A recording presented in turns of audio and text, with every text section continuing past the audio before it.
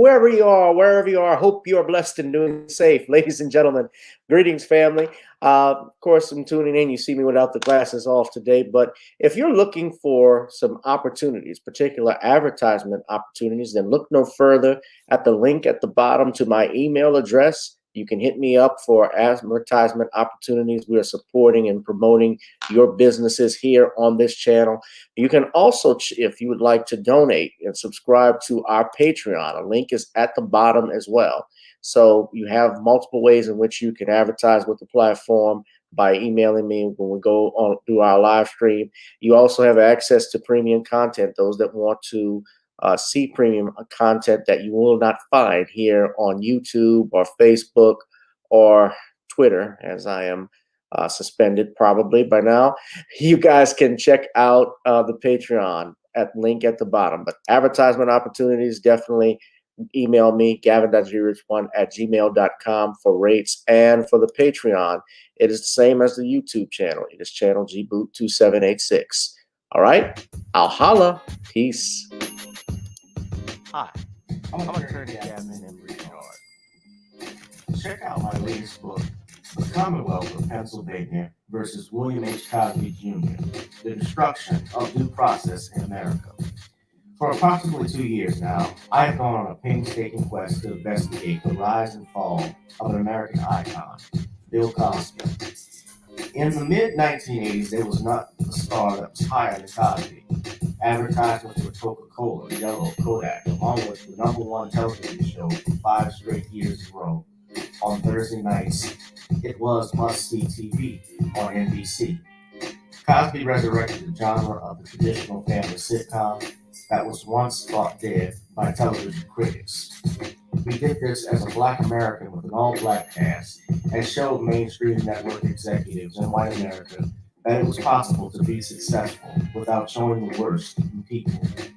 He also demonstrated the power that television had, as it could make younger people dream to be the best that they can be. However, like many celebrity stars, unfortunately, they all come crashing down, sometimes by their own fault, others not so much. In this book, I attempted to highlight certain things. We go in depth into both of his trials in 2017 and 2018, respectively. What if I told you that these criminal trials were politically motivated by an overzealous district attorney? Will you also be shocked to learn the attacks on Mr. Cosby did not start in 2014, but also in the 90s, not long after his attempted quest to purchase a major network? From where did all these allegations of sexual misconduct come from? Were the accusers telling the truth? In the 2 years of research, with some help from others interested in learning the truth and facts about this case, we discussed both the legal reasons why his prosecution and trial were illegal, unwarranted, and also the possible personal motives as to why this may have occurred. Most importantly, we warn about the dangers of prejudice and why trial by social media, or mainstream media rather, should never be on. All this and more in The Commonwealth of Pennsylvania versus William H. Cosby Jr., The Destruction of Due Process in America. Available on Amazon this fall in Kindle and paperback format.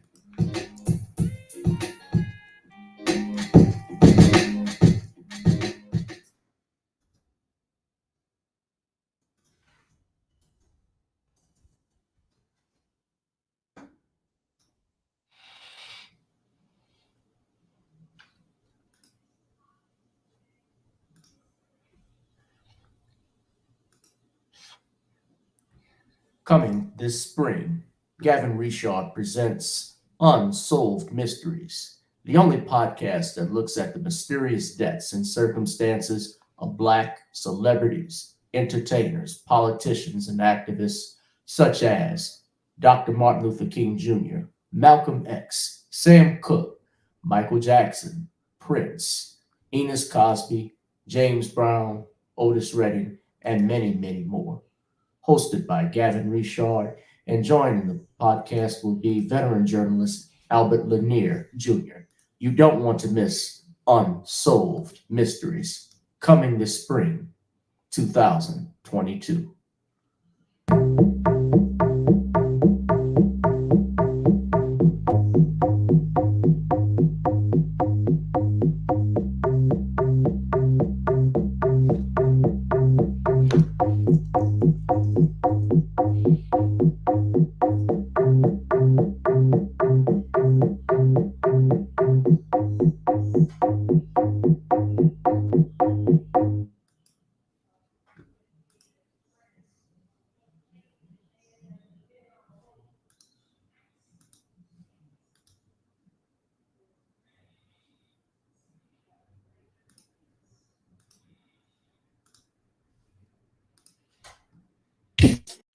Girl, come on.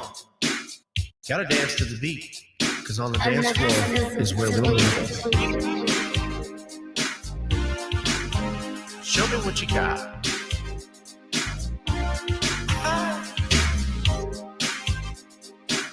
Gotta feel the groove.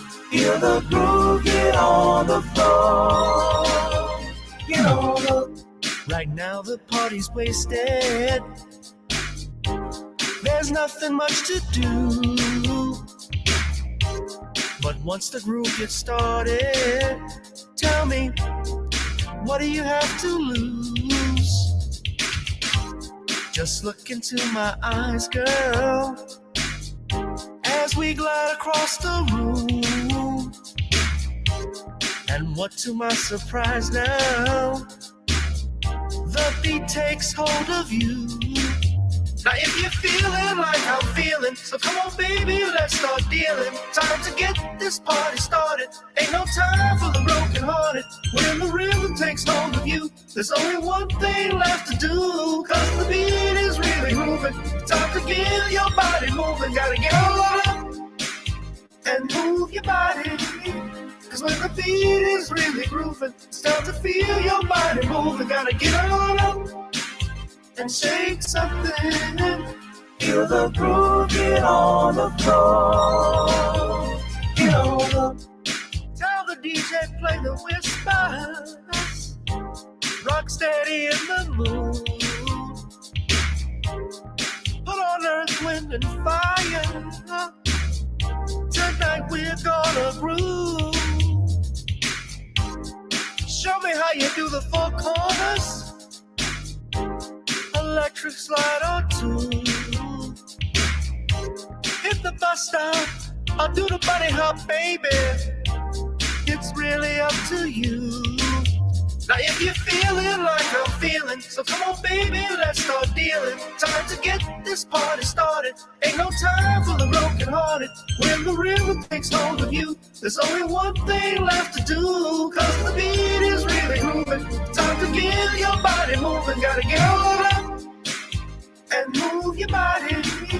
Cause when the beat is really grooving, it's time to feel your body moving. Gotta get on up and shake something. Feel the groove, get on the floor. Get on up. Now 2020 hasn't been the best year of all times. We've been dealing with death, the pandemic, racism, bad policing, and all the bad rhymes. But like Uncle Snoop once said, if you breathe and you achieve. And so if you're ready, I need you all to get on up. Are you ready? 1 and 2 and 3 and 4. Get your butt on the dance floor. 5 and 6 and 7, 8. This jam we appreciate. We're gonna slide and step on the beat. On the dance floor is where we'll be. Feel the groove, get on the floor. Get on up and move your body. Cause when the beat is really grooving, it's time to feel your body moving. Gotta get on up and shake something. Feel the groove, get on the floor. Get on up, baby. Yeah, gotta get on up. Come on, baby, gotta get on up, baby. Feel the groove, get on the floor. Get on up. All right, what's up, family? Welcome to another edition of Random Topic Thursdays, the hottest live stream on YouTube. Whoever you are, wherever you are, I hope you are blessed and doing safe. Normally I get our topics in order before we start, but I wanted to do something different tonight because and let's bring on our guest, our brother, my co-host for this evening, featuring the author of The Man Crisis, ladies and gentlemen, Stop Simping in Cyberspace, and a bunch of other 74 books, and now working on his first comic. Let us bring in Shawn James. Shawn, good evening, brother. How you doing? Good evening, Gavin. How are you? I'm hanging in there, doing fine. Hope you've been all right. I'm all right. There's a lot to cover tonight, and I have various topics that we'll discuss.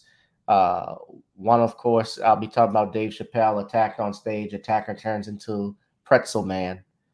Will SCOTUS leak a Hail Mary by the Democratic Party? Why is mainstream media so hell-bent on keeping abortion around and scaring the public? Where the hell did the leak come from along with that? Plus, Tokyo Toni only raises $700 for Blac Chyna's $400,000 appeal on GoFundMe. And Will and Jada allegedly headed to divorce court. I would want you to do a plug-in, Shawn, but I want you to pause on that because some breaking news that's being reported allegedly and some rumors. I don't like to deal with information until it is confirmed. But I've had people put this in the chat asking us to talk about this. I have heard various accounts. One account from one news source. I don't know if you could call them reputable, but in regards to Kevin Samuels, the guru, the manosphere guru, allegedly has died. I do not know if that is factual, and I don't like putting out things there. So that's why I say rumors circulate, because it is a rumor until it is confirmed. As of now, from what I've known, Atlanta police have not confirmed it. However, Revolt TV stated that they stated it happened about some 40 minutes ago. They went and posted this article on Revolt that controversial YouTuber Kevin Samuels passes away. I do not know if this is true, and I have to keep reiterating that, Shawn. Yeah. Regardless, and I know that some people do not like Kevin Samuels, have issues with some of the things that he says. I have not really talked about him on my program too much, but I have seen some of his stuff. And let me say, there are some things he said I didn't agree with. There are some things he has said that I did agree with. Nevertheless, if it is true that he has passed away, I am not going to jump and rejoice over his passing because some people don't like him. I do not wish death on someone, especially another black man. And he's 56 years old, allegedly is saying he went into cardiac arrest, but I don't know what that is. It has not been confirmed to me as of yet. I can show you all the article that is on Revolt, but bear in mind, again, this has not been confirmed by any other sources, but this person has put this up here. Shanique Yates wrote earlier today that Kevin Samuels, known for his controversial YouTube videos and dating takes, has passed away. Of course, Samuels has gone viral many times for how he holds talks with women and talks to women.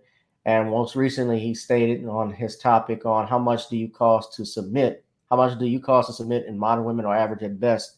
Last week, he sparked outrage on social media when he said that women who were 35 years old and older and not married were considered, quote, leftover women. Now, if you live to 35 and you're not married, you're a leftover. You're a leftover. Men know you may have a problem. Although Samuels himself was twice divorced with an alleged single status, he never shied away from speaking his mind when it comes to relationship topics. Shawn, you did a video recently about that on your channel. I don't know if this is true, family. And look, until I get some, I know it's Revolt, but Revolt doesn't have the best reputation to me. I don't know too much about them. No offense, but I know that's Diddy's network, right? So, Shawn, if you want to speak on and say a few words. Well, if this rumor is true, I am sorry to hear about his passing.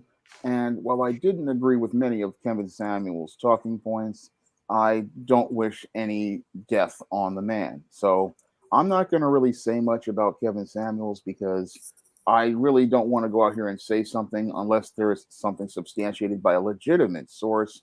Because oftentimes in the Black community, a lot of rumors get passed around and people run and take things without substantiating them with facts. So I'm going to wait until the facts are out here before I make any statements about your Kevin Samuels. Yes, indeed, I agree. Someone put in the Facebook chat, TC said, I heard family confirmed it on Facebook, but I haven't seen it myself. Well, we need it confirmed first. If it comes out, if it's reported by the Atlanta police that, yes, they responded to a 911 call and the subject's name was identified as Kevin Samuels, then yeah, I'll agree with that. But there has not been anything. I'm hearing different stuff from different people as we speak. Dennis Bryan, who is reporting on, he's reporting on a lot of trials, especially the R. Kelly trial. I had him come on. He has stated that it's not true. So I wait until I get all of my facts and information before I go vivid. This is why I'm saying it's rumored that it is.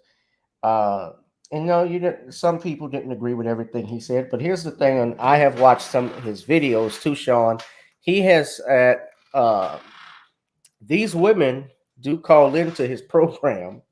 I've seen him call in, and as long as they're calling into the program, they're not objecting to it. They're giving their opinions. They obviously, he's obviously going to have a following, and they keep calling in. They're feeding into it if people have a problem with the stuff he's saying. So if he had a large following, a lot of people would subscribe to his channel, and most of his callers, of course, calling into his show were women trying to get his opinion on stuff. So it's clear he obviously, I respect obviously his hustle and obviously what he did or what he has done basically to have a large fan base and have a large base. And, I feel sorry if this is true that he has passed away because you never like seeing that, someone, I don't know if he had children, but someone who loses their father or someone loses their son because his parents may still be alive or loses their loved one, their spouse, if he's in a relationship with who knows. But I want to wait and hold off until it's confirmed. So that's why I'm saying alleged, and I say it's a rumor. It's not confirmed as of yet. So I know some of you were asking, but I just wanted to take a few minutes to just discuss that. So, all right. All right. So what should we get into today, Shawn? So, all right, this is what I wanted to talk about.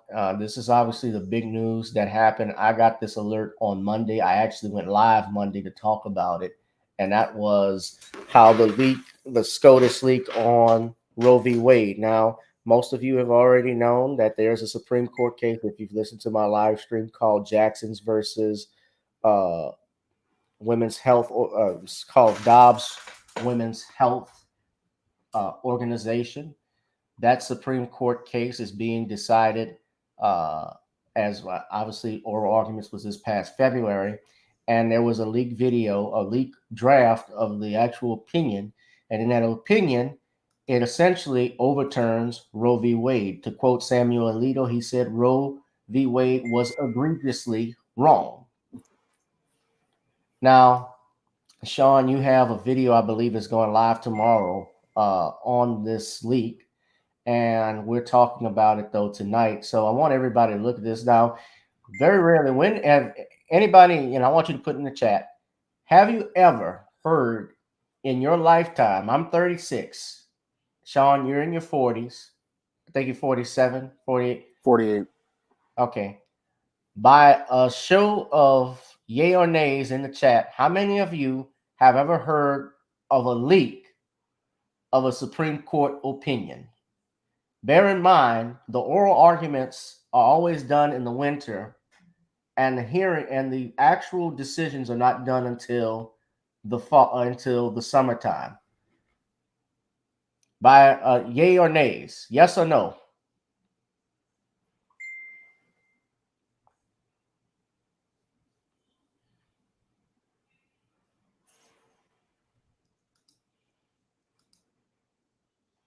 Byron, you say yes, you've heard of a leak before? Let me see if you, oh, no, okay. So long story short, though, so no, I have not either. Shawn, have you? You have not. All right, it is extremely, extremely rare. And as a result, the Chief Justice of the United States, Roberts, has actually issued a statement with regards to this. I shared this statement with you on Tuesday. I'll share it again when I had Bishop Scott and Reverend Childress come on the channel.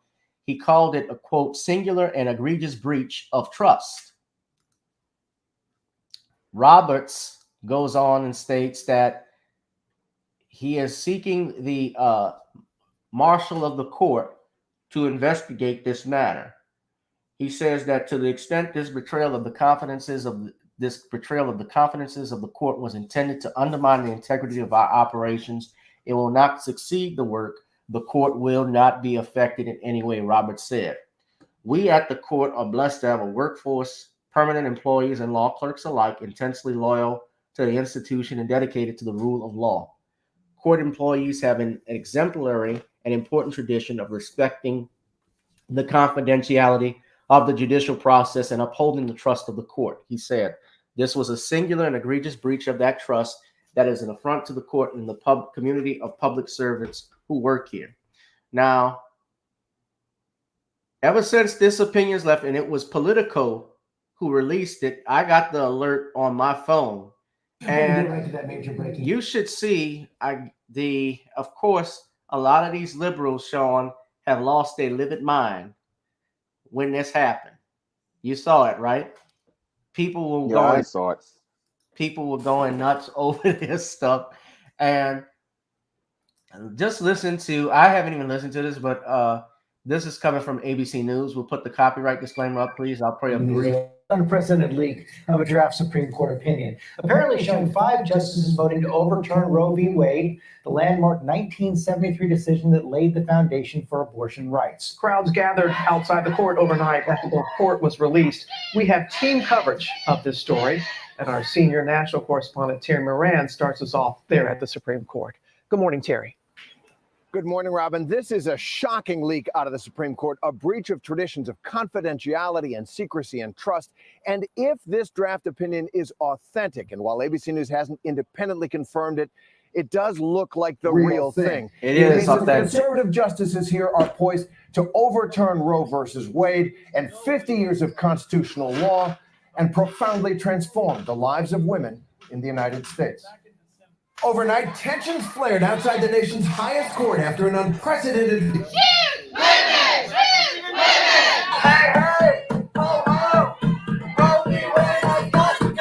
An apparent draft of a Supreme Court opinion obtained by Politico. The document, dated February 10th, apparently shows that 5 conservative justices have voted to overturn Roe versus Wade and nearly... Whoa. I don't know what happened with that.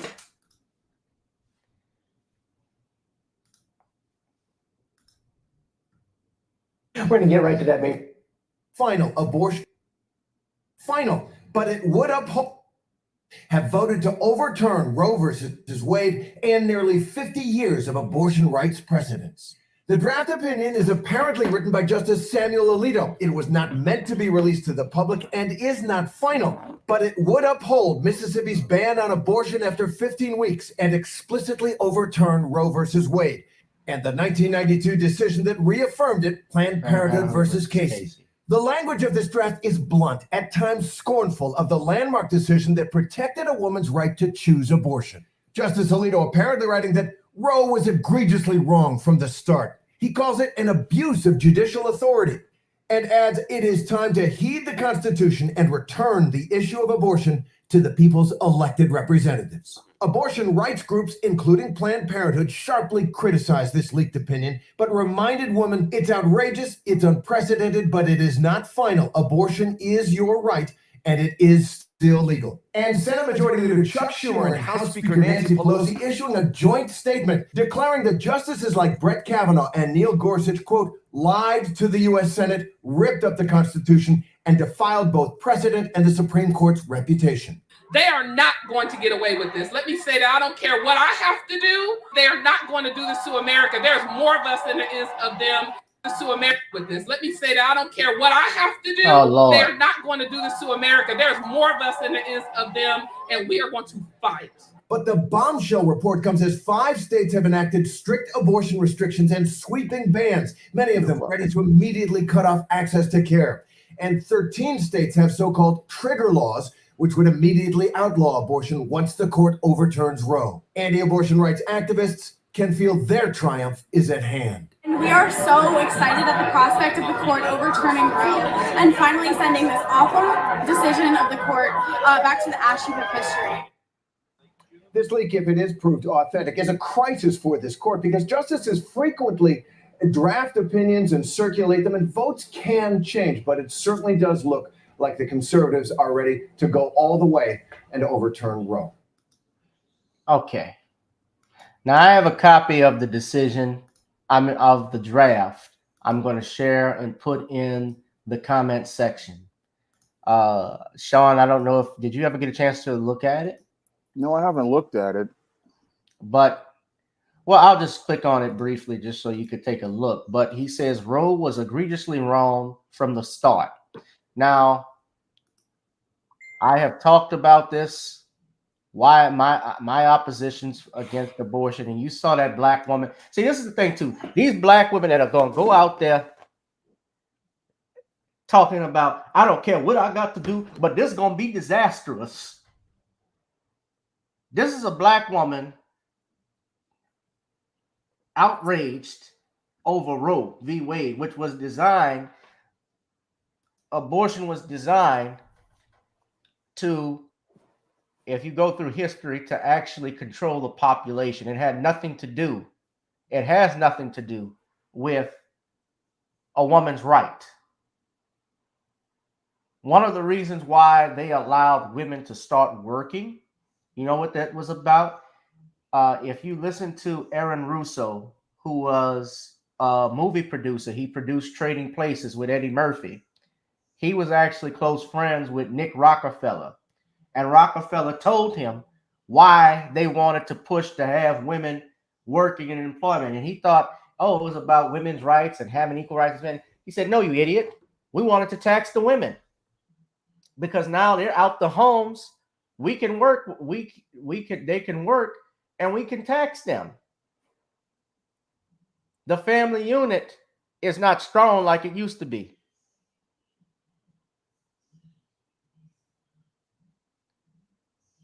That's why it was created. That's why women's rights came about. Now, I'm not saying, of course, women shouldn't have rights. I don't believe that, women are second-class citizens. Absolutely not. But when you look at history, we look at Margaret Sanger, who was an avowed racist. It makes sense. And they even mention the impact, I believe, in this ruling.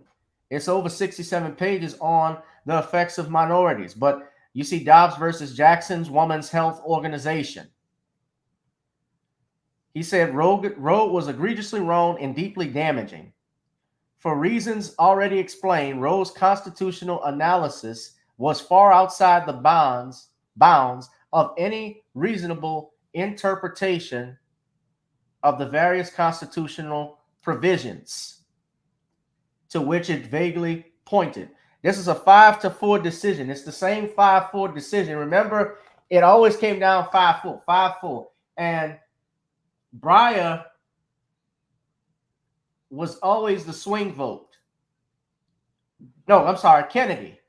Anthony Kennedy, years ago, he retired a couple years ago. He was always the swing vote with this stuff.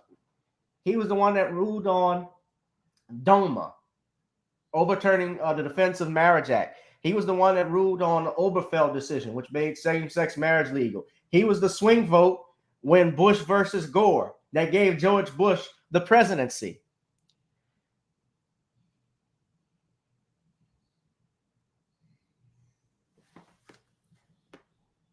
Let's not forget, everybody was praising all of this stuff when Obergefell was made and so forth, but now you notice it's all about what you like. It's not about laws, it's about where you stand. Because people, if you remember, Shawn, they were aligned, and I'm pretty sure these same members, these same people upset over this draft being leaked, they were rejoicing, I'm pretty sure, when Obergefell decision came down. I'm sure they were also rejoicing when Planned Parenthood versus Casey came down.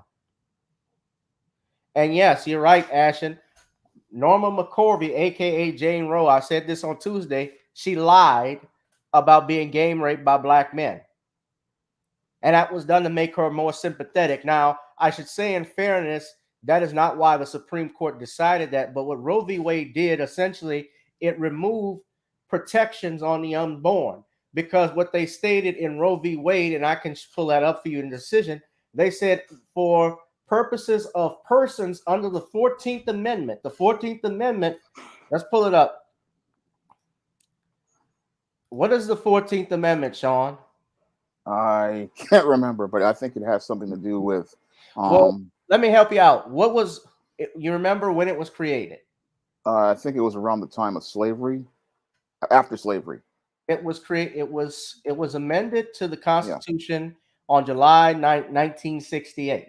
And Section 1 of it states that all persons, let's look at the Constitution, because you know I'm a lawyer. This is how we do it. All persons born or naturalized in the United States and subject to the jurisdiction thereof. I don't know if y'all can read that.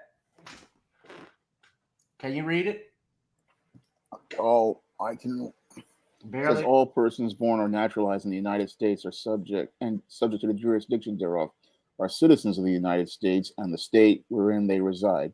No state shall make or enforce any law that shall abridge the privileges and immunities of citizens of the United States, nor shall any state deprive any person of life, liberty, or property without due process of law, nor deny that person within its jurisdiction equal protections under the law. Correct. So it guaranteed equal protection under the law, and it was created to give African Americans freely nude slave citizenship. That was the actual purpose of the 14th Amendment, right? And okay, now for purposes of Roe v. Wade, this was the decision that Roe versus Wade. Wade was the district attorney of Dallas, Texas. But under a fundamental right to privacy, which is, under the 14th Amendment, there are fundamental rights, the rights to marry, the right to interstate travel, the right to, the right to vote, of course, comes through the 15th Amendment, but rights to privacy, right to marry, right to procreate. That was in here. And it said the due process clause of the 14th Amendment to the Constitution provides a fundamental right to privacy that protects a woman's liberty to choose whether to have an abortion. The right is not absolute and must be balanced against the government's interest in protecting women's health and protecting prenatal life.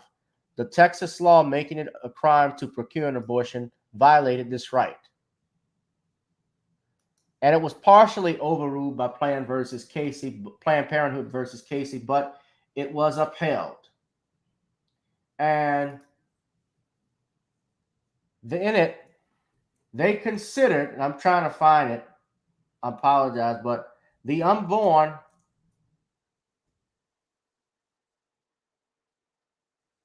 we need not resolve the difficult question of when life begins.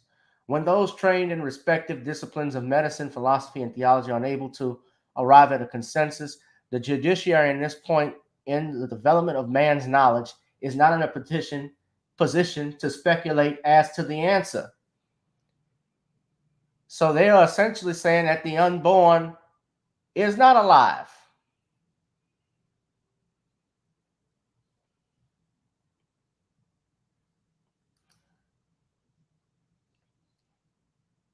But they said an unborn child was not a person and guaranteed protection in Roe v. Wade.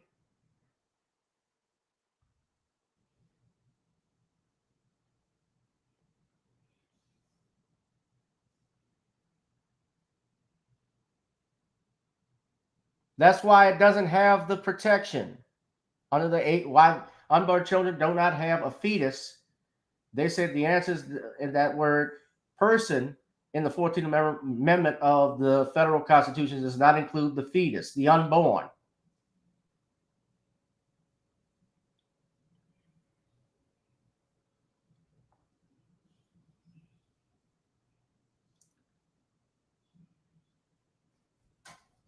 And that's why that law came about. And bear in mind, ladies and gentlemen, sorry, I got it on Google Trend. Bear in mind that is the reason, even in Germany, when Adolf Hitler rose to power and they had the Reichstag fire, the German consulate, they enacted laws that said Jews were not persons. Am I right, Shawn? Yeah. Remember, this same Supreme Court in 1857 told Dred Scott he was not a person because he was black. So do Supreme Courts always make the best decisions? If man's mind is constantly evolving, Shawn, I'm gonna let you talk now. How do we determine what's right from wrong? Okay. Well, when I first heard about this Supreme Court leak, I first responded to the whole argument about abortion, but then I realized that that's basically what this person who leaked this draft of the document wanted people to do.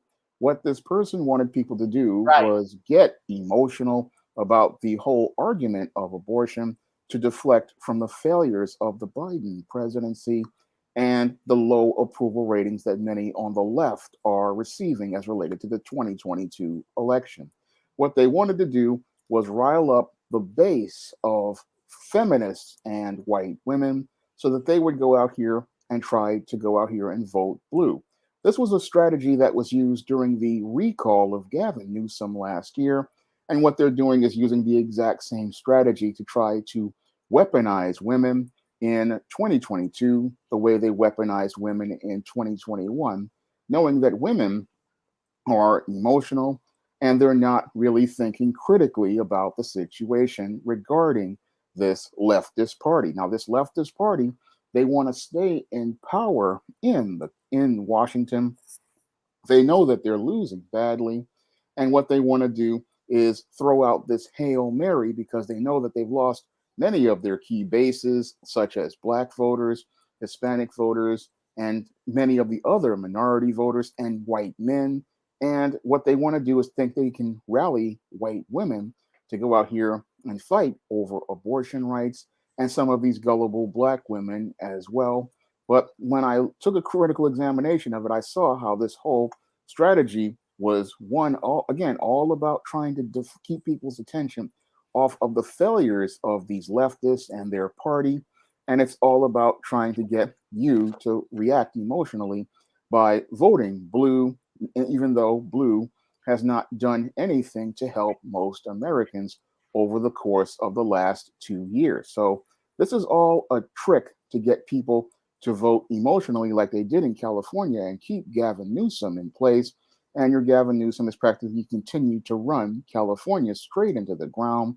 And sadly, most of those California female voters went and voted for this Gavin Newsom. And that's what they want people to do with the Congress. So a lot of people, they're looking at the short term as related to the abortion issue. But this isn't about the abortion issue. That's a diversion to get you emotional so that you'll go out here and drop your vote blue instead of understanding blue has done nothing except make the country into a mess. And the only way to change things is to get rid of all of the members of that party and get these people out of office the way we did in 1994. Now, when I listened to the draft of that document, it really sounds as consistent as it did with the recent Supreme Court ruling on those jab mandates. Now, the Supreme Court, when it made its interpretation of law on those jab mandates in January, said that Americans had autonomy over their bodies and that the federal government could not regulate what somebody could do as related to a private business, as related even to a pandemic. So the court is becoming consistent in its actions, and it is following the U.S. Constitution to the letter with that ruling as related to the jab mandates, and with this one as related to overturning Roe v. Wade, because it is not the federal government's job to go out here and make a abortion legal, because according to the 10th Amendment, the states are supposed to have control over what goes on in their jurisdiction, one. And the 14th Amendment says that we're not supposed to take the rights, like you posted, as related to a citizen of the United States. So according to the Constitution, it clearly states that this is not something that the Supreme Court should have been ruling on. And I have to say that the justice was absolutely right and consistent in his draft of his ruling. I hope that he keeps it, because that was the right interpretation of the law. Now, many of your feminists, they wanted to keep abortion legal, and they want to keep it legal not because they want to have some so-called right to choose. It's because they don't want to take responsibility over the choices as related to their sexual lifestyle. So look at the title of this, Shawn. Let me stop you. Just look, 4 reasons the end of Roe v. Wade terrifies me. And it has the giant shark teeth, monster teeth. The columns of the Supreme Court are blackened out here and here, so it looks like teeth, like it's going to chomp at you. Let me say this. What you're saying, yes, what you're saying is correct about the justices following what they do is following the Constitution. All it says is not over making abortion illegal. no, What it's doing is basically kicking it back to the states to decide on how they want to regulate it. And of course, if you live in the South, like I live in Louisiana or in Texas or Mississippi, wherever, the abortion laws, because we have a predominantly Republican or conservative voting bloc, and as well as legislatures, they would, of course, limit it as much as possible. Versus if you live as you do in New York, I see in Connecticut, they've actually passed an abortion law. That's a very strong abortion law. The governor actually signed one into law today. And now even President Biden is talking about, and the Senate floor, they're even talking, Democratic senators, they're talking about filibustering, trying to put Roe v. Wade into federal law. Now, I'm sorry to interrupt you, but that was something important I needed to get off my chest. But just look, this is the mainstream media. This Frank Bruni writes, why Roe v. Wade scares him. They say the Supreme Court stature has been profoundly and perhaps irrevocably diminished. Did he feel the same way? I'm sure he didn't when Obergefell was made. What about when they decided Bush versus Gore, George Bush should be president, that the votes in Florida shouldn't be counted? That wasn't diminished then. He says only a fool would maintain that the court in past decades wasn't a political institution. Only a bigger fool would deny that it has descended to new depths in this regard. But I'm sorry, Shawn, you make your point. well, as I was saying before, the only people who are upset about this ruling are women who are extremely sexually promiscuous and irresponsible, because they know that they're going to have to take responsibility over the choices they make as related to their sexual partners, and they're going to have to be held accountable for all of their sexual promiscuity. And that's what's got most of these white feminists upset, the fact that somebody is making them responsible for their choices. And that's the great irony here, because many of these same white feminists and black feminists will sit there and say, my body, my choice. But the irony here is that now that people are making you responsible for your choices, this is what you got many of these women irate and upset.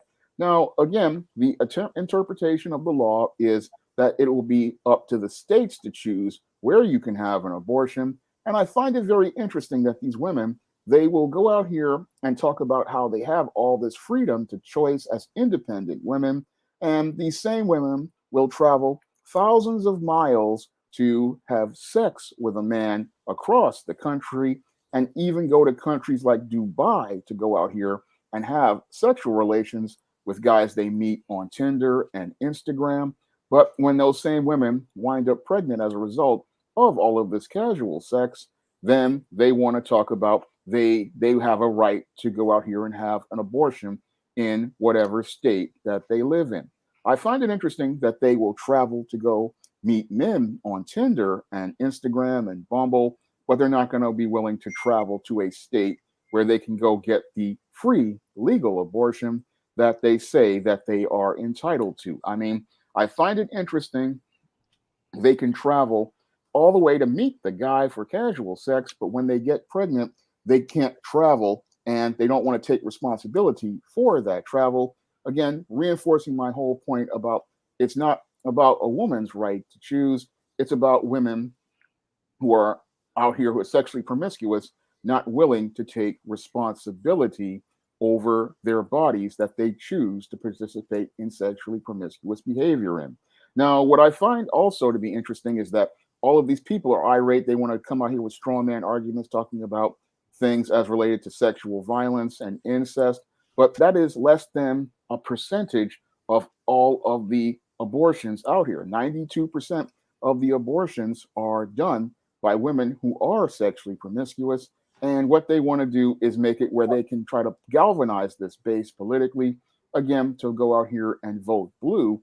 But I look at it as a really desperate Hail Mary from a leftist party that knows that it's getting ready to be destroyed in an election. And what they want to do is try to get all of these women riled up and emotional to get them to vote blue and not think about the state of the economy and the state of the job market and all of the policies that have failed under the Biden administration, and then vote against actually their own economic and business interests. Let me ask you this and speculate. Do you think this came from one of the justices, allegedly, or one of their clerks? Because this is the only way I could see that being leaked, is one of the clerks or a justice did this. I can't see a marshal doing it, having access to it, unless he's very tied, booed up with someone. I can only see that. And the fact that it's a Democrat, the Democrats are the one losing their minds over it. The liberals in particular. And what you're saying, Shawn, is true. Essentially what it's about is sex without consequences. The purpose of sexual, and I'm a man, I like women. I'm not going to lie to you and be a hypocrite. Yes, I've gotten down. Yeah, we all like women, but we understand that I'm saying I've I've involved with them before. There's nobody's business. Yes, I've done that, but I, never thought of aborting. If I did get a girl pregnant, never thought of aborting the child. Although, that's stuff that I keep to my. We tend to keep stuff like that to ourselves. But when I look at it, the real purpose with sex, as it's maintained in nature, is to procreate the next bring about the next generation. Unfortunately, what's happened is that we've made it more about pleasure, and being that it's more about pleasure than responsibility, we put in provisions in it that would protect someone. That would protect one person to keep enjoying their life versus an innocent person who comes in and didn't have any say so over it, and sadly, they're being killed. And let me say this: I gotta correct you, my brother, computer robots, because you said it's mostly white women that do the abortion rates. Well, it doesn't affect that most Black women are not getting abortions. That's not actually accurate per se. Black Americans only account for 13% of the American population. However, according to the website Facts About Abortion, and this is documented, I talked about this earlier this week, higher than AIDS, violent crimes, accidents, cancer, and heart disease deaths combined, African Americans are disproportionately impacted by abortion.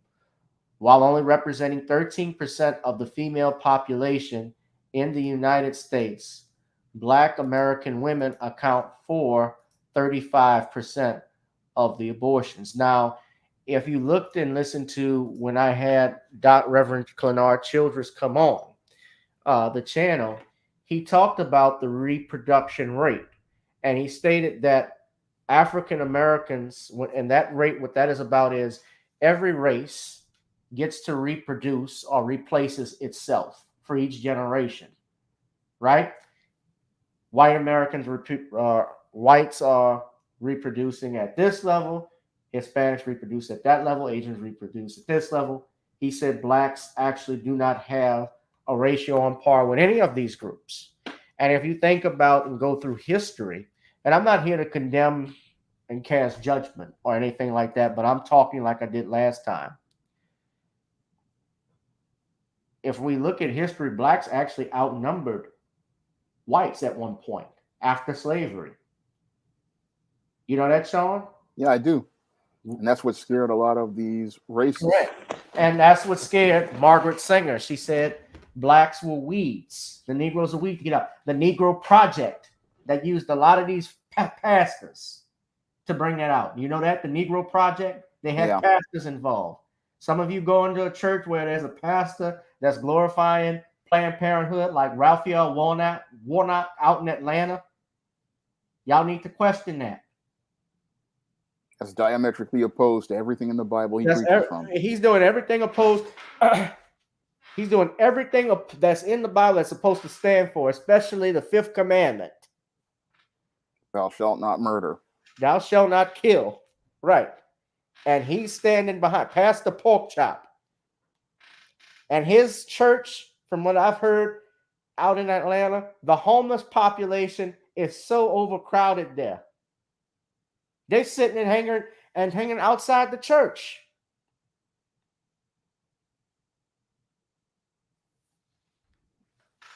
But I want to show y'all this, but you go to this website, protectingblacklife.org. So it is Black people that are disproportionately affected by this. But I wanted to show you this too. Look at what the Congressional Black Caucus,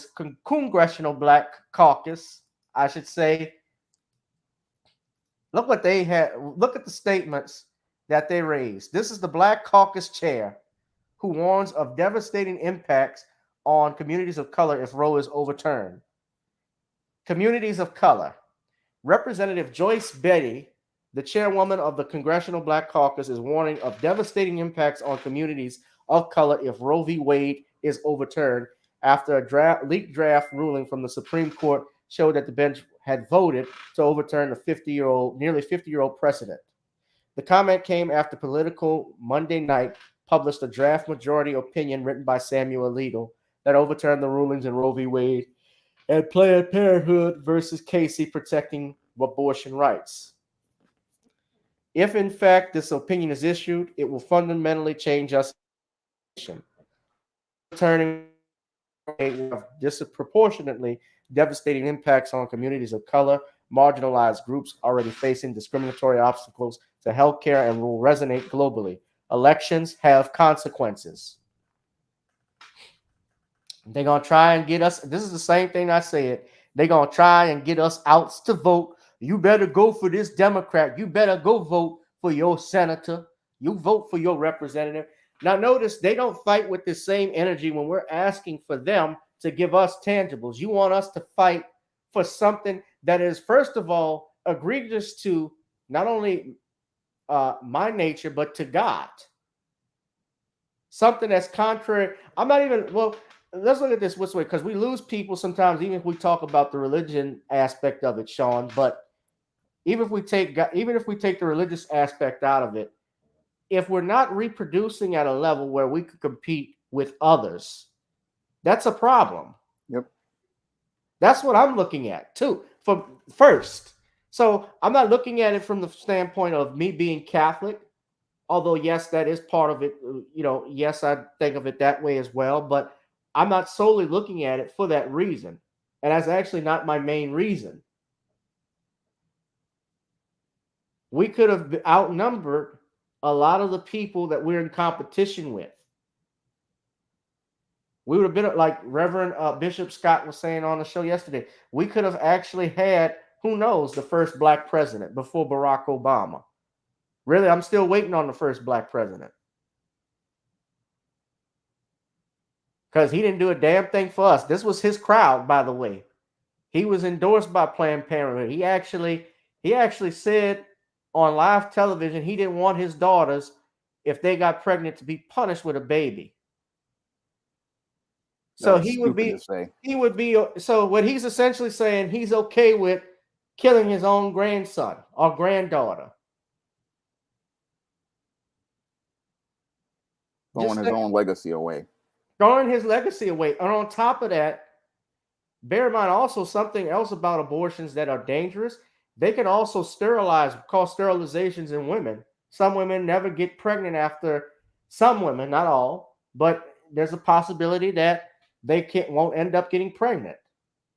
If they had a botched abortion, if it went wrong, that can happen.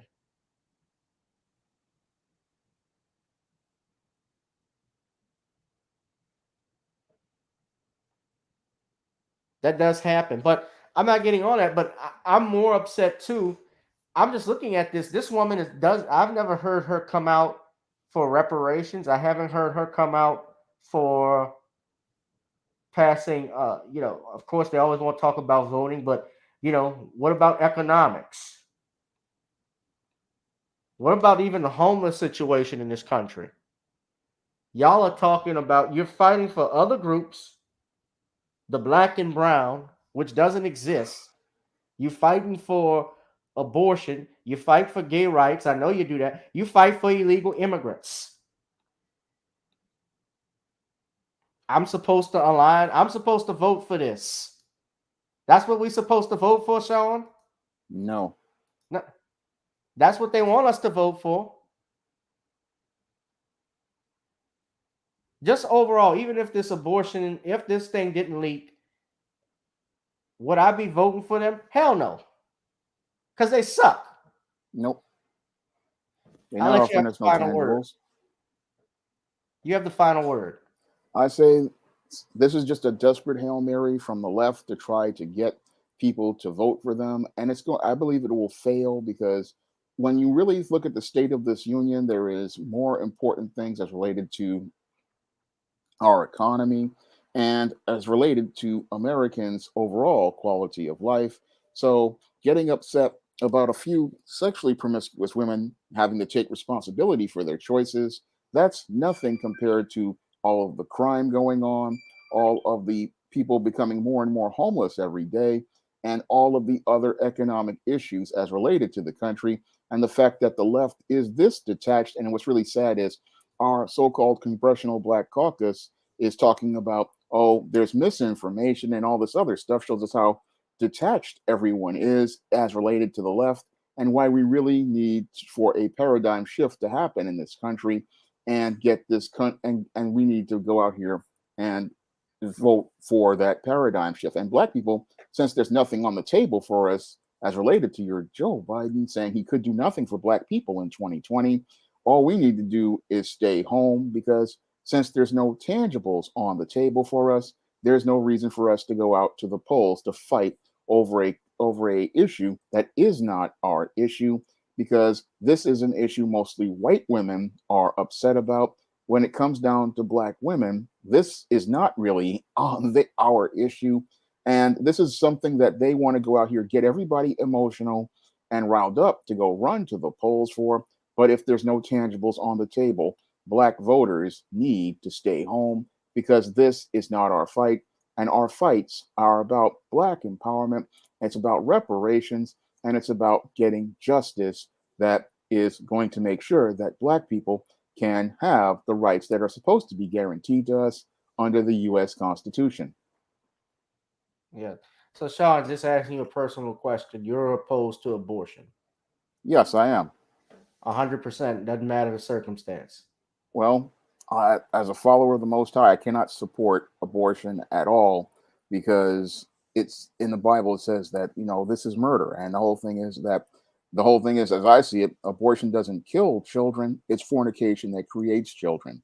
And the problem we have in this country is that with our heavy sex culture, people think sex is something that they can casually do, not understanding the consequences of having sex outside of marriage. Now, the Most High made sex to be a part of marriage to create families, and we have lost sight of that because most of your Madison Avenue advertisers in Hollywood movie studios want to use sex to sell their movies and their TV shows and every product. And now that because we've got sex selling everything, we have a problem in this country with people not understanding what sex is all about because they've received 50 years of a sexual miseducation that has them thinking they are entitled to have sex with anybody else and not ever think about the consequences of those actions. Because whenever people have sex, you are going to get pregnant, and the choice people have to make is to be responsible with their bodies and the choices they make with their bodies. Shout out to Byron Billups for the donation. Well, my reasons to is just that I think that this is an evil that is especially being impacted and waged on the Black community. I'm looking at our numbers. Who knows? We could have had, we're at 40 million of us. We could have had 80 million. Well, they didn't want us to become a nation within a nation. Yes. They feared us having our own economy. They feared us having our own infrastructure, and they feared us having our own political base. That's why you had people like Margaret Sanger waging war on the Black race through eugenics, and why we have these agendas being pushed towards us, and we have these bootlegs pushing the agenda. And the whole thing is, thanks to new Black media, we're starting to see pushback as related to things and these narratives. And that's one of the reasons why these leftists are terrified. And that's why they had to leak this document, because new Black media has basically leaked it? I believe it was one of those clerks at the Supreme Court who did the leaking, that one of the clerks for one of these judges was told to go out here and leak this document. And the whole thing is they need the leaker to be a fall guy. And the whole thing is they sent this person to go do this, leak this document to different sources because the leftists were desperate for a win. They were desperate. They knew they were losing in the polls, and they fear that the bloodbath of 2022 will be worse than the bloodbath of 1994. Hit that like, share, and subscribe button, ladies and gentlemen.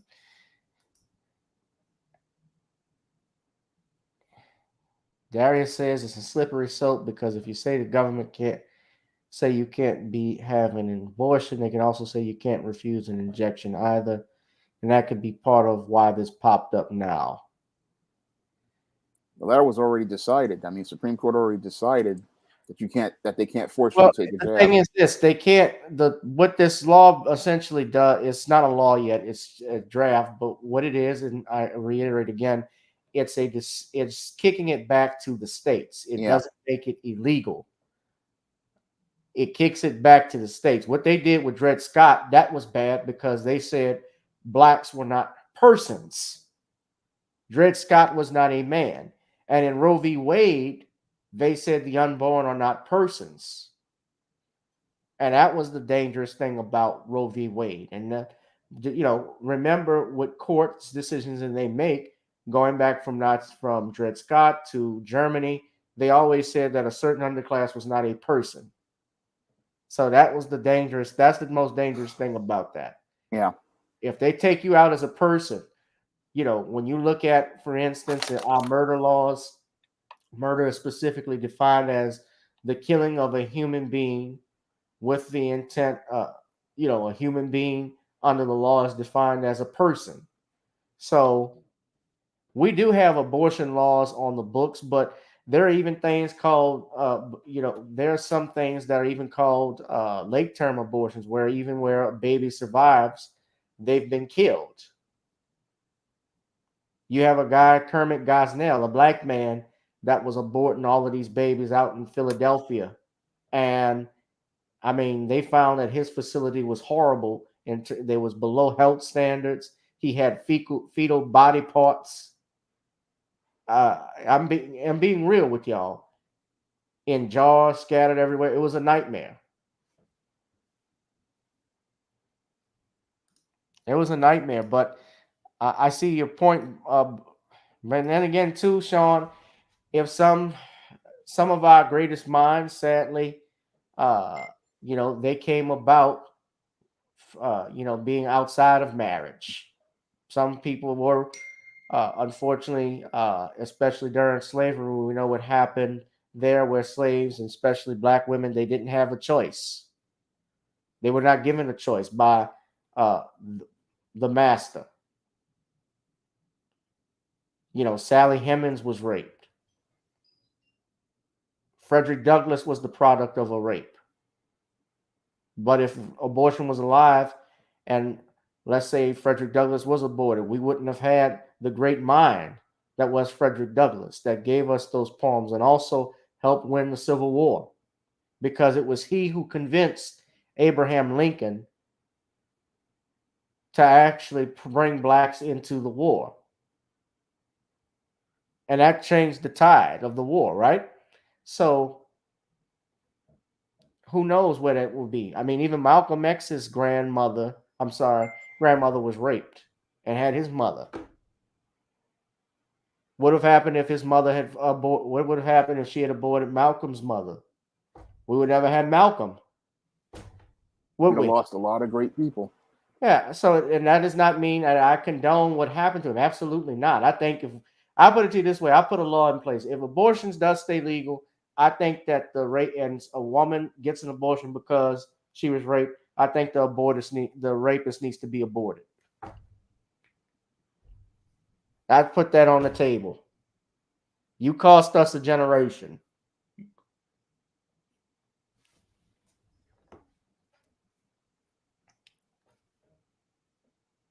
But yeah, hit that like, share, and subscribe button, y'all.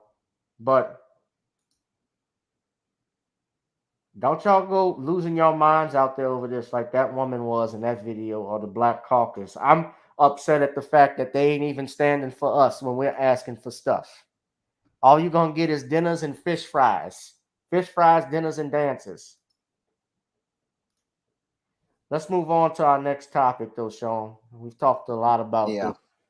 I want to talk about Tokyo Toni raises only $700 for Blac Chyna's appeal on GoFundMe. Now,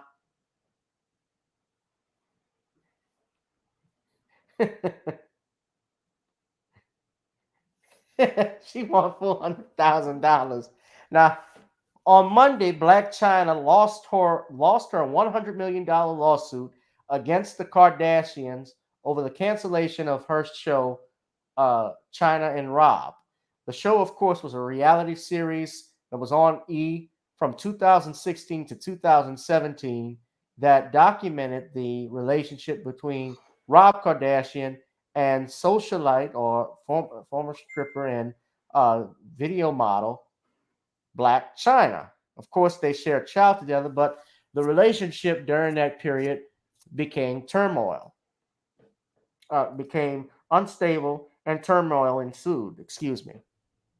So what happened, of course, a jury on Monday ruled in favor of the Kardashian family and dismissed Blac Chyna's defamation lawsuit, saying that they did not believe that she had proven defamation had occurred. So we go to CBS News with the latest out in Los Angeles. Has just reached a verdict in the Blac Chyna defamation lawsuit against members of the Kardashian family. The 33-year-old, whose real name is Angela White, accused 4 members of the clan of making false statements about abusive behavior against her former fiancé, Rob Kardashian. Last week, the judge dismissed that claim against Kim Kardashian. A jury just rejected Blac Chyna's claims that the family worked to have her reality TV show canceled in 2016.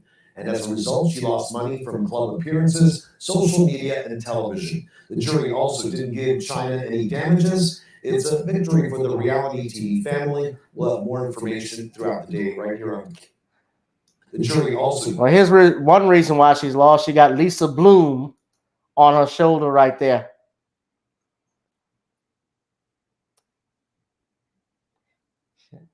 Her extortion attempt didn't even work on the white couple now.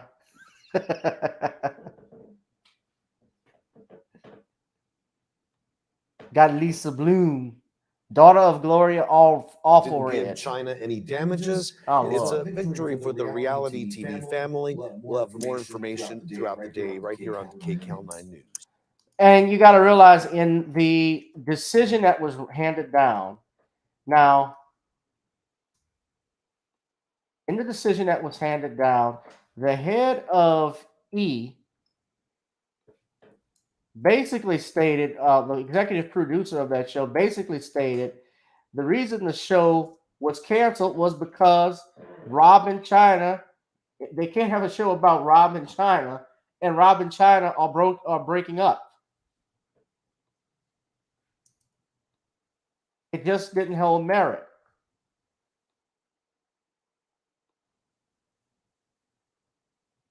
And what she was trying to say was that the Kardashians, now there is something in the law called interference with a contract, where if a person intentionally interferes with another person's contract, it causes damage. They, of course, knew about the contract and the consequences that will result from it. They can actually sue for damages on that basis, Shawn. But unfortunately for your Blac Chyna, the bottom line is that she did not have proof that the Kardashians did anything to, first off, stop her show from being made. And it was the reality. It was because she and Rob Kardashian had broken up. And then let's not forget, there were allegations of abuse that came out with he and her pointing a gun at him. She alleges he attacked her, I think, at one point. All of this was coming out. And so what's happened now is that she's launched this GoFundMe. Her mother, Tokyo Toni, has launched a GoFundMe page to help her appeal. So it is not over for Blac Chyna. She wants to file a $400,000. She needs $400,000 to file an appeal against the Kardashians in this court battle. So she is not giving up in this battle at all. And she's only received $700 from 39 donations thus far. That was set up this week.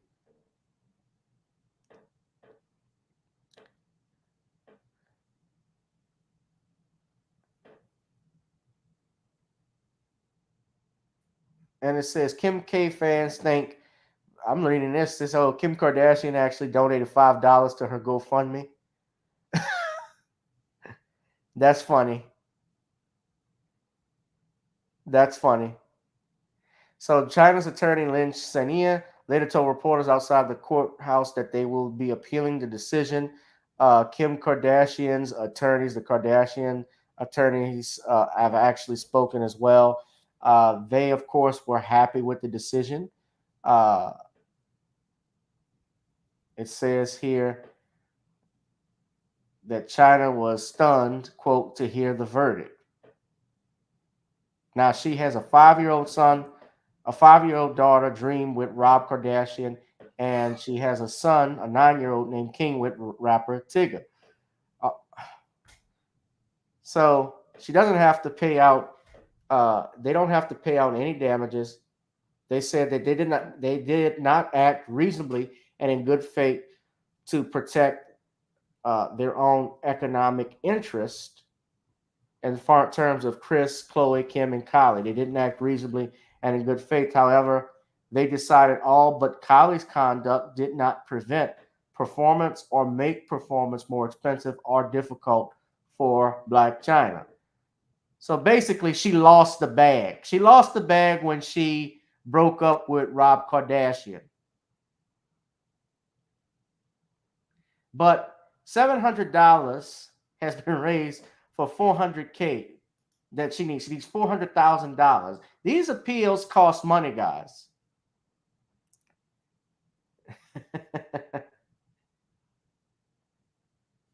So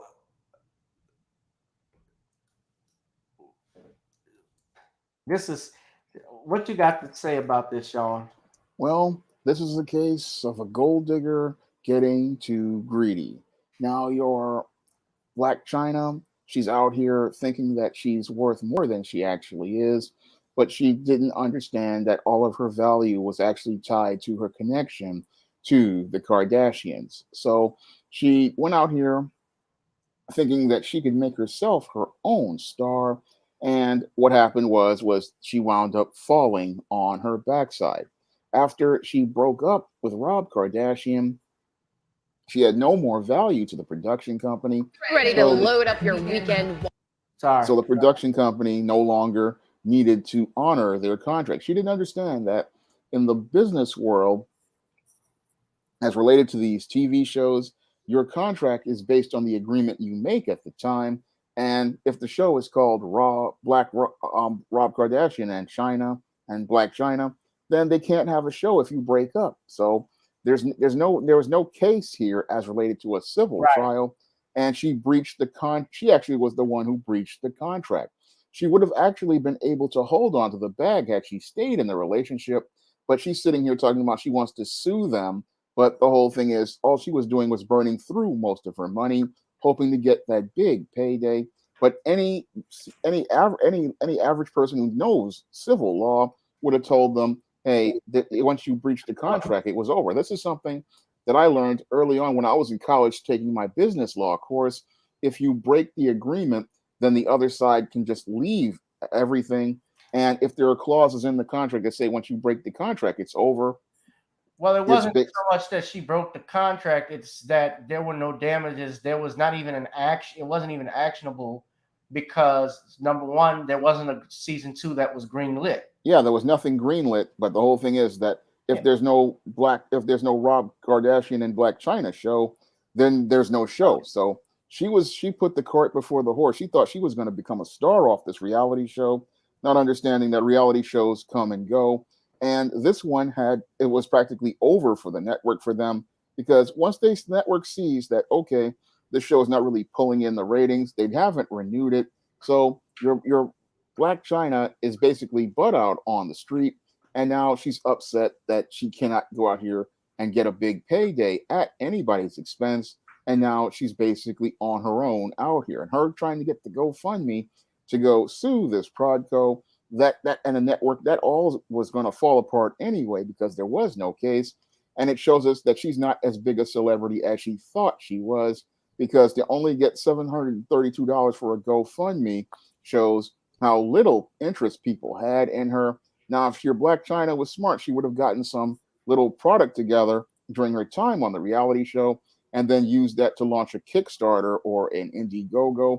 But it shows that your Blac Chyna isn't a very smart businesswoman, and these decisions show that she's going to be fading out of Hollywood sooner rather than later. Yeah, Jeff Jenkins, who's the former co-president of Bunham Murray and executive producer of the show, testified in court that the couple never secured a second season for the series. During his testimony, Jenkins claimed that networks including BET, VH1, Lifetime, and MTV were uninterested in picking up a show featuring Blac Chyna alone, and that he would back a second season due to the pair's volatility.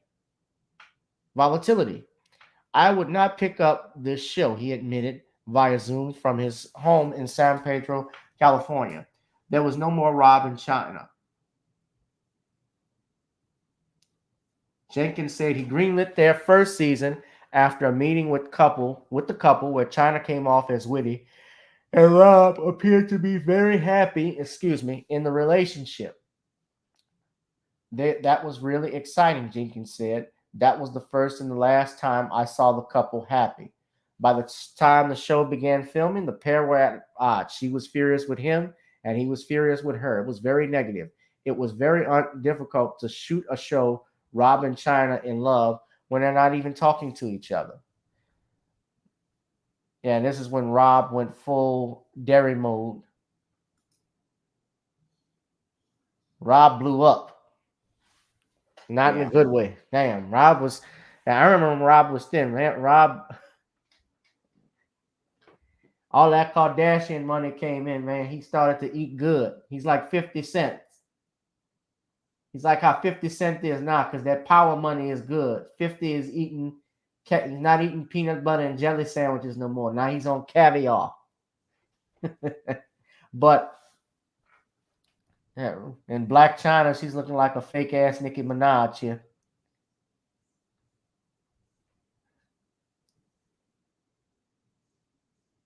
Says Jenkins also recalled a meeting at Kris Jenner's home shortly after Rob and Chyna's December 2016 fight, where some voiced their concerns over the incident. Chyna was not at said meeting, Jenkins testified. The producer's testimony rebutts Chyna's claim that the Kardashians used their influence to kill the show, which the family has previously denied. So she was just basically dead in the water from the moment she's filed this suit. This was a waste of time. And to ask for $100 million? That's absurd. Right. If I want to see you, I can just watch you twerking with Amber Rose on YouTube for nothing.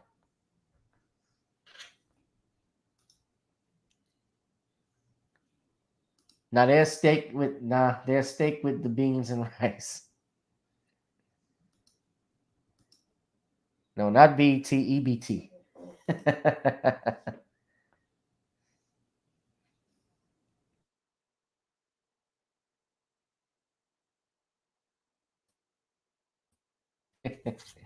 That shit's backwards. I think of Blac Chyna, where she was gonna go. I mean, $700, huh? I don't know. Maybe her mom will probably take that and go to the casino.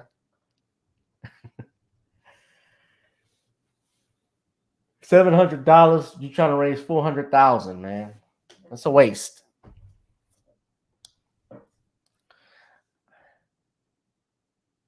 Hit that like, share, and subscribe button, ladies and gentlemen. Please donate to the Cash App at the bottom. So, do we have any more? I'll do one more topic. Well, actually, got two. So, let's talk about this because this was fun to see. Dave Chappelle attacked on stage. Well, now, of course, that wasn't fun to see, but the aftermath of it, especially how Dave took it, was a champ. Now, on Tuesday, your Dave Chappelle was performing at the Hollywood Bowl, and while performing, a gentleman or man by the name, his name is Isaiah Lee, he's 22 years old, got up on stage while Dave was performing and attacked the comedian mid-performance. Of course, luckily the comedian was not harmed because this motherfucker was clumsy. He actually slipped and slid like it was a slippery slide coming at Dave Chappelle. So you look here at the video as we speak. History. That was a weak ass Goldberg. That was like Gilbert. Al attacked on stage Tuesday night. History. The 48-year-old comedian was tackled mid-set as he performed at the Los Angeles Hollywood Bowl as part of the Netflix's A Joke Festival. The Los Angeles Police Department confirms to ET that they responded to an incident around 10:40 p.m. after the suspect, identified as 23-year-old Isaiah Lee, jumped on stage armed with a handgun replica. The suspect was detained and booked on $30,000 bail.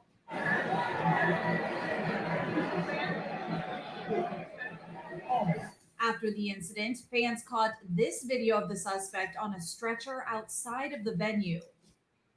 Y'all look at this. I say pretzel arms. They broke this. They fucked this motherfucker. This motherfucker looking like the Fly. Just help me, help me. What were you thinking? And this is, what was going on through his head? On a stretcher outside of the venue. Pretty good.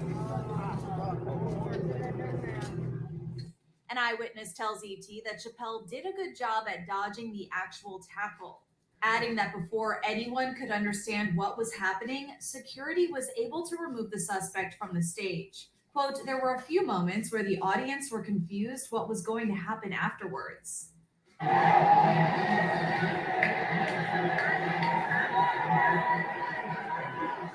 Well, that's when the comedian's good friend Chris Rock, who performed at the festival before Chappelle, returned to the stage to make a joke, naturally asking, was that Will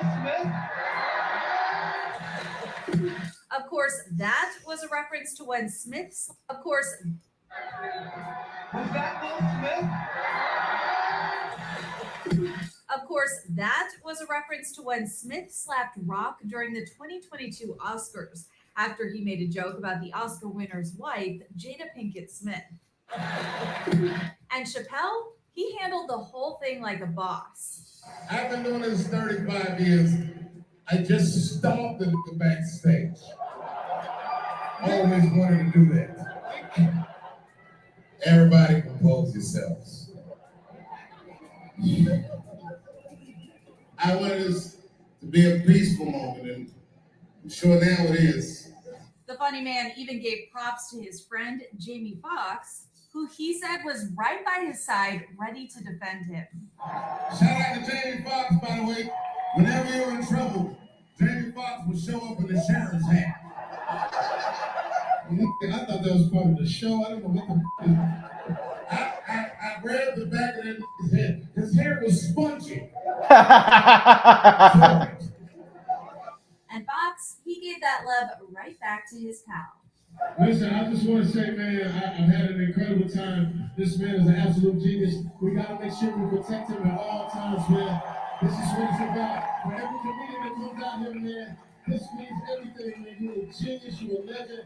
I enjoy myself thoroughly, and we're not going to let nothing happen to you. That's right. Hear it up.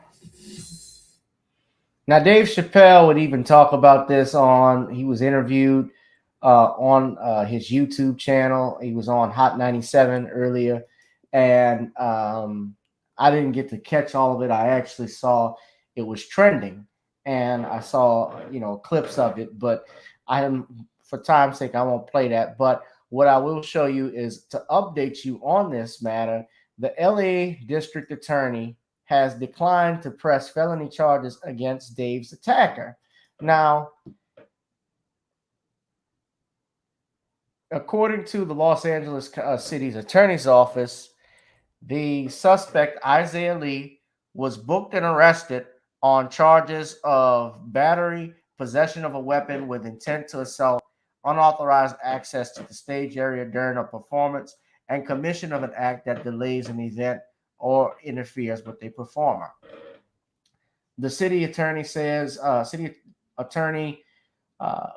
Mike Furrer says that this alleged attack got to have consequences. Furrer said in part in video footage posted to his office's official Twitter account after the charges were filed. Earlier in the day, the DA said it referred the case to the Los Angeles City Attorney's Office to consider possible misdemeanor charges.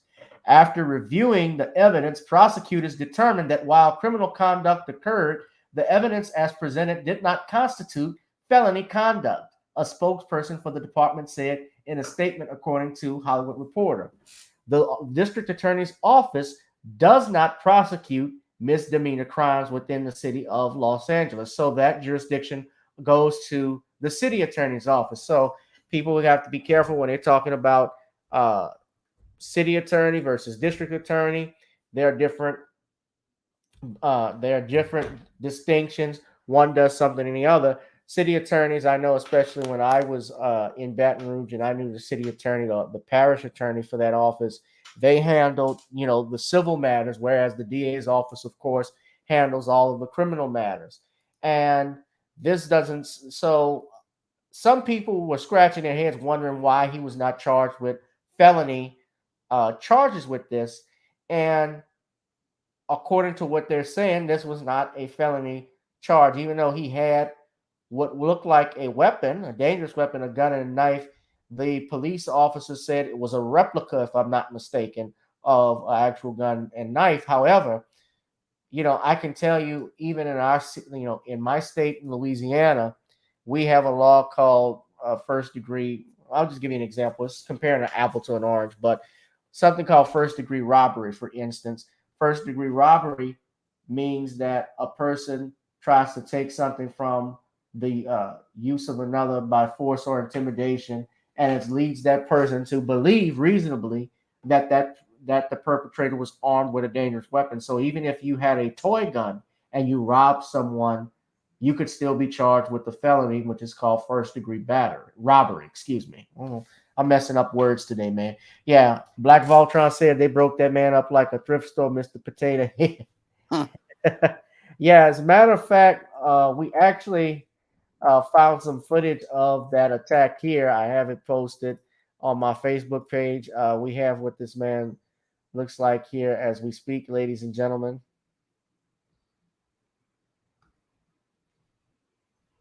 Here he is there.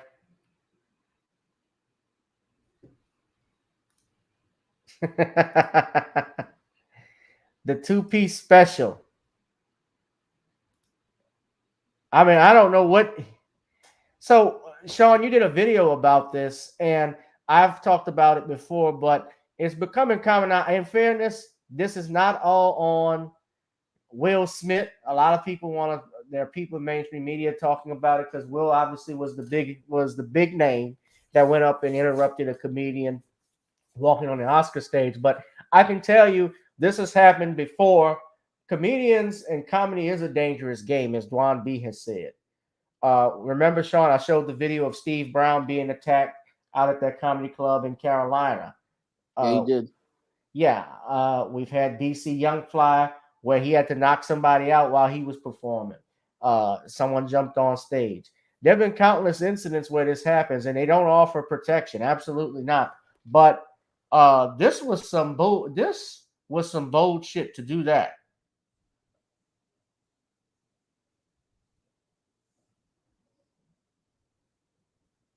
Hello? Yeah, I'm here. Yeah. It was pretty bold, and it just shows how little respect this so-called entertainer had for boundaries. I mean, this so-called rapper, some are saying that he did this to try to get attention for his really whack rapping career, but I just look at it as something that just really shows us again how dangerous it is to be a comedian or even an entertainer these days.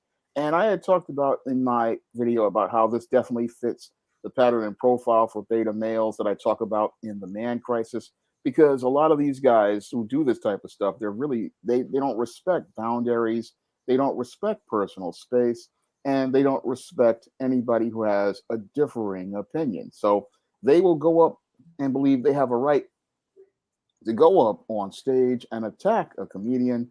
But in this case, this one found out the consequences of attacking an entertainer, because he not only got lit up by the security on the stage, he also got lit up by Jamie Foxx and I believe Busta Rhymes. Yeah. And Busta Rhymes they all busted him up. Busted his ass. And he learned a hard lesson about stepping in somebody's space. They passed Cavassier on him. Yeah. So they taught him the old school style of if you step in somebody's face, you may wind up with it getting broken. And that's what happened here as related to this dude. And he's learned a hard lesson about violating people's personal space. If you get up in somebody's face, you may wind up getting knocked out. And that's what happened here in this case. Now, I find it interesting that the district attorney doesn't want to go out here and file charges against this individual, which really shows me the weakness of your legal system in the state of California. This man participated in a felony against Mr.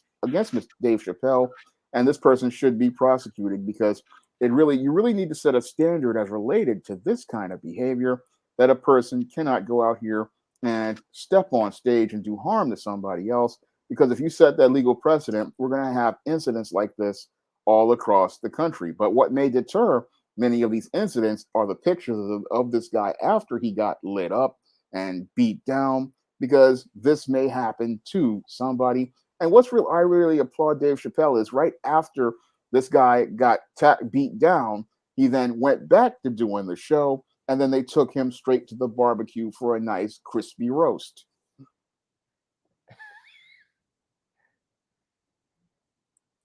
Willie D, we can't be cropped. Yeah, this is him off a couple of the Ghetto Boys album. Face and Willie D. His mind was playing tricks on him, homie. He was completely delusional. But he looked like he slept in a bento box. I mean, just you remember when Martin fought Tommy Hearns? Yeah, how his head was all swole up. Yeah.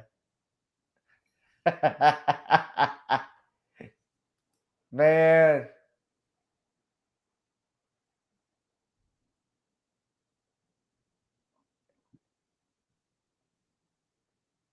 So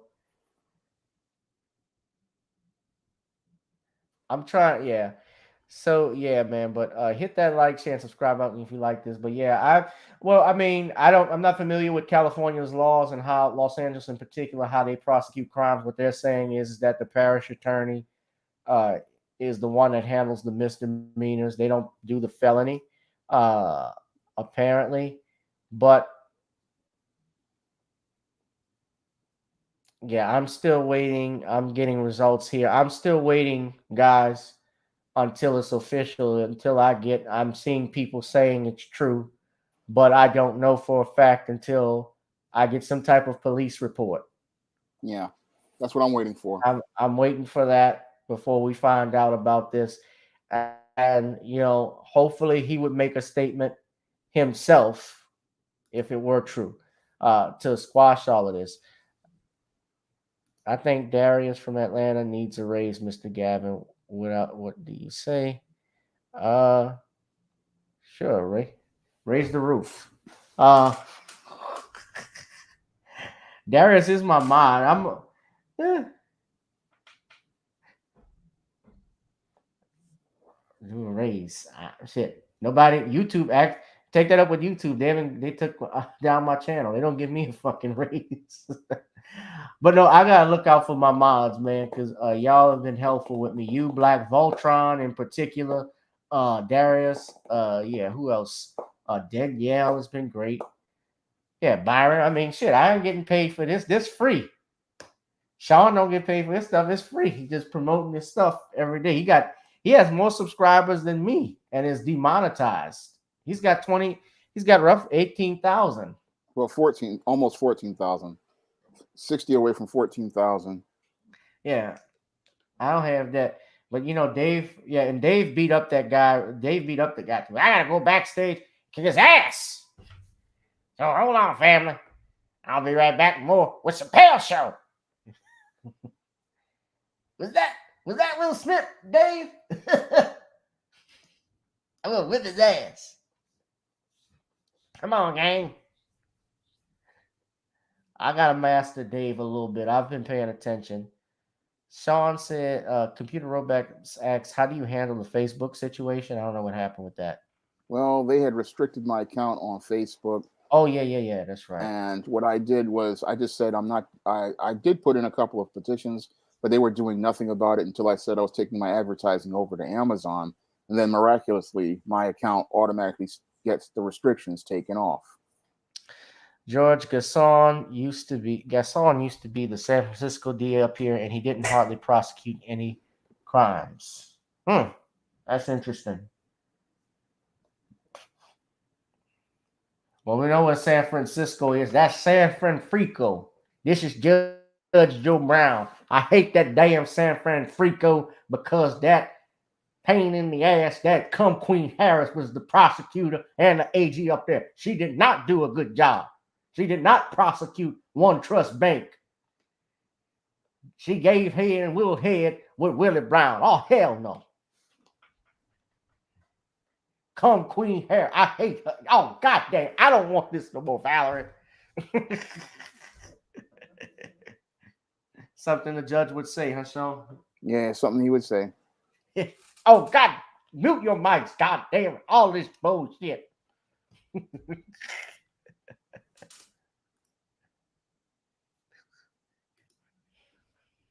I got one final topic, Sean. So, and I won't, and people can call. We can probably take one or two calls, but let's do this topic first. Will and Jada it is alleged that Will and Jada, since we were talking about them, brought them up earlier, that it is alleged that they are heading to divorce. This is being reported, of course, as gossip from Marca. It says Will Smith and Jada reportedly headed to an imminent divorce and battle to divide their fortune. According to reports, it says that this report, and of course, this is rumored. It says in a single instant, Will Smith became one of the most attacked characters in Hollywood as a result of the slap the actor gave Chris Rock on stage at the Oscars to defend his wife Jada Pinkett after the comedian made a joke about her alopecia. A little more than a month after the world-renowned episode, too much has happened in the life of the Best Actor Oscar winner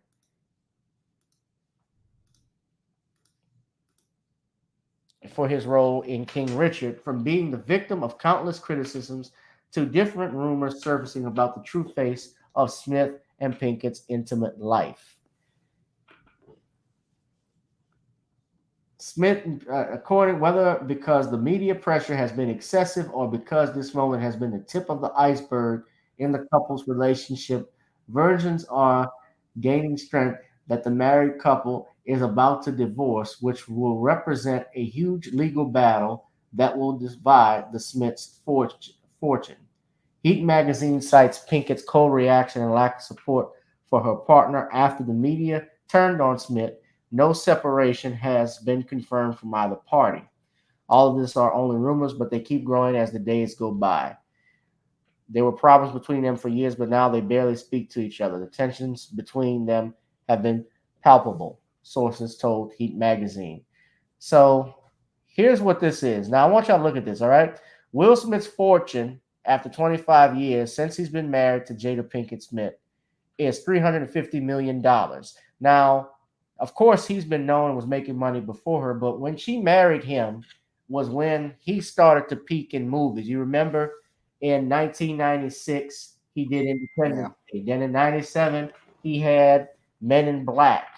98, 99, he had Enemy of the State. Bad Boys 2 into the 2000s. All of these movies he was making. Now they have children together, but those children are adults. But Will Smith is worth $350 million. If there's no prenup, which apparently there appears to be none, and they divorce, then of course it's in California, she would be entitled to $175 million. On top of that, Jada Pinkett Smith, her net worth, according to this report, is $50 million. I don't know how, but okay, Jada's. No, she makes money. She's a working actress, but I knew that what she was making was not in comparison, obviously, to what her husband Will Smith had been making. So we're seeing this. Of course, this is not confirmed. This is rumored, but we saw Sean the fallout from the Oscars. He's lost movie deals. I saw that they put Bad Boys 4 on hold as a result of this. They've also, Netflix even canceled a sequel to his movie Bright. All of this stuff happening to an actor, and I guess it's true that winning the Best Actor Oscar is kind of cursed because you don't really hear from some of these guys who win those again. But to lose, all of your programs, to lose what you've worked for, just be canceled over one incident, and I'll be real, it is his fault. For acting out of character and like a man to that degree, but in some of this extreme, maybe some of it is. I certainly didn't like how Jeff Katzenberg compared it to the war in Ukraine. I think that was BS. But his apology to Rock was BS too. I think that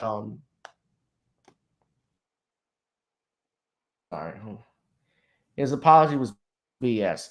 So I'm looking in the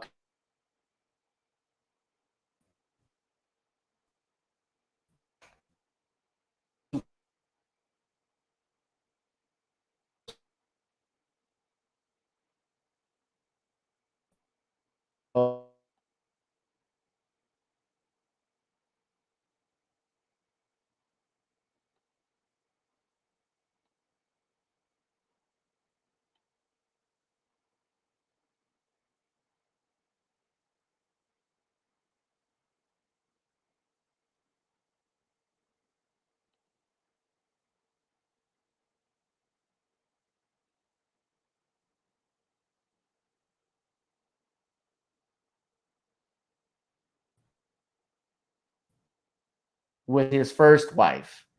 And yeah, he doesn't want to split up his money. At the same time, some things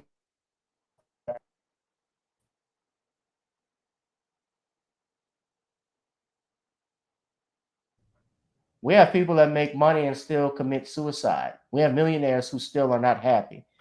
Ezra Miller, you said Ezra Miller did a lot worse, has done a lot worse. Yes, Ezra Miller has. He's not going to get booted from the Flash, not this Flash movie. But the thing is, Ezra Miller wasn't on national TV slapping another man. But and as a black man, he should have known better. Hey, you got to be on code. I got to be on code. Shawn, go ahead and make your point. When it comes down to these rumors, it seems like they could possibly be true because this is the only way for Will Smith to save his face. Because your Will Smith, if he had stayed married to Jada Pinkett, he would have lost his face as related to his image and his reputation after being emasculated by your Jada Pinkett on that entanglement and further being emasculated at the Oscars. So this losing $175 million is nothing compared to the intangibles Will Smith lost. And I had said that Will Smith needed to divorce Jada Pinkett because she is a toxic woman. And at this point, if she wants to leave, he needs to give her her walking papers because even though she may get half of his money, I guarantee you that the next half of her life will not be what she thinks it's going to be. It's similar to what I heard about the En Vogue singer Sydney Heron, who was at 60 years old, divorcing her husband, thinking that she's going to get a better deal. And what's going to happen is you're going to have women who are going to get a raw deal later on, but your Will Smith will be in a place where he can salvage his career and his reputation. Now, yes, Will Smith has been dealing with a lot of setbacks as related to his Hollywood career, and he can get things back on track. I mean, he could even leave Hollywood at this point because after winning the Oscar, he's done everything that needs to be done. So if he gets rid of Jada, he would be in a much better place. His mental health would be in a much better place. His emotional health would be in a much better place. And he would be away from a toxic female who was only out to humiliate and emasculate him in a marriage she says she didn't want to be a part of. And he's at this point, if he does this, he's giving her exactly what she wants. She wants to leave, so let her leave, and then don't even look back at her. That's the way your Will Smith could take his power back. And again, this is all rumors and speculation. And until we have something official, we won't know what's going on with Will Smith. But if he does divorce this toxic woman, it'll be much better for him as related to his life in the long term. He won't be as stressed out. He won't be in a place where his mental health deteriorates.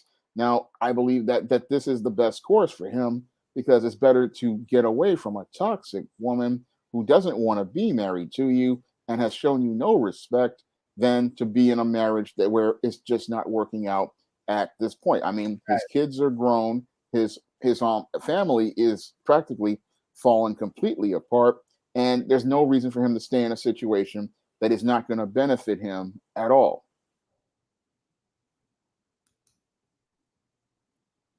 Yeah, I think that this is his relationship with her. They have grown children. I get he probably just doesn't want to split up his money. Well, some things are worth more than money. I mean, your intangibles are worth way more than money.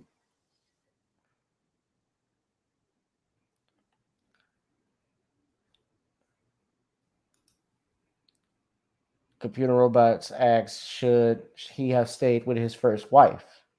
He should have stayed with his first wife, as I see it. I mean, his first wife actually helped him raise a healthy and functional son. He had a good household, looked like it was coming together. But the problem was he got caught up in the Hollywood lifestyle. And when he got caught up in the Hollywood lifestyle, he got with this toxic woman. And sadly, this toxic woman put him in a situation where he was miserable in her company for over 25 years. So he should have, as I see it, stayed with his first wife. And it's best for a man to just stay with the woman that he's got, because sometimes the woman you already have is better than the other woman you think that is on the other side, because that grass, as I've said in one of my books, Legendary Mad Matilda, it tastes like crap, it smells like crap, and so you may as well just stay on the grass that you're on because it's a much better deal. Yeah. So I'm just listening to this. Yeah, I mean, look, it's all rumored. Who knows what will happen with that? But yeah, some things are not worth your peace of mind. You know, a lot of people are hesitant about even getting married when they see situations like this. But yeah, but you know, and you live a very public life like Will Smith and his wife Jada Pinkett Smith. She's always putting her business out here. You know, and he may get mad that that comes up all the time and keep my wife's name out your effing mouth. Your wife don't stop dogging you though, man. You know? Yeah. So at any rate, guys, I think we're gonna wrap this up. Yeah, I think his wife, look at their son. Their son is much more you don't hear much about Trey in the news. He's a functional man. He's normal. He's a normal man. Compared to his half siblings, who are complete wrecks due to the mother. And that proves the point that you have to be very careful about the woman you get involved with and have children with, because the woman you have children with, it's her values that are going to be taught to your children. And that was something Will wasn't thinking about as related to Jada. Jada was really one of these poetic, artsy, weird types. And that's why her children are artsy and weird, whereas his first wife was a traditional Black woman. And he should have stayed with that traditional Black woman so he could have a functional family. Yeah, Jada is nothing without Will Smith, Black Voltron says. Okay, we're going to take a call right now. 504-656-6760. I can only take a couple of calls, but 504-656-6760. Come on live in a minute and talk with us. We won't be here too much longer because Sean's got to get up in the morning. But 504-656-6760. I know we're going to have a bit of a delay, so because there's always one, but we'll take a call. Brief. Keep your calls brief, too, guys.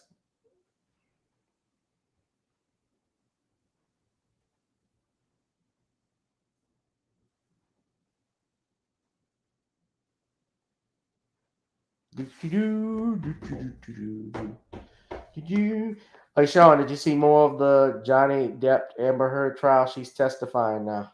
Yeah, I heard she's testifying. Yeah, it's bad.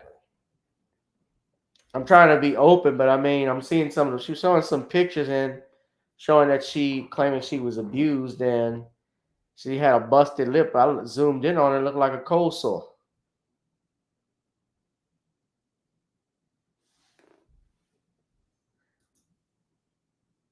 (656-6760). Okay, we got nobody calling in. By the way, I heard, speaking of Kim Kardashian, I heard she tried to put on Marilyn Monroe's dress and couldn't fit.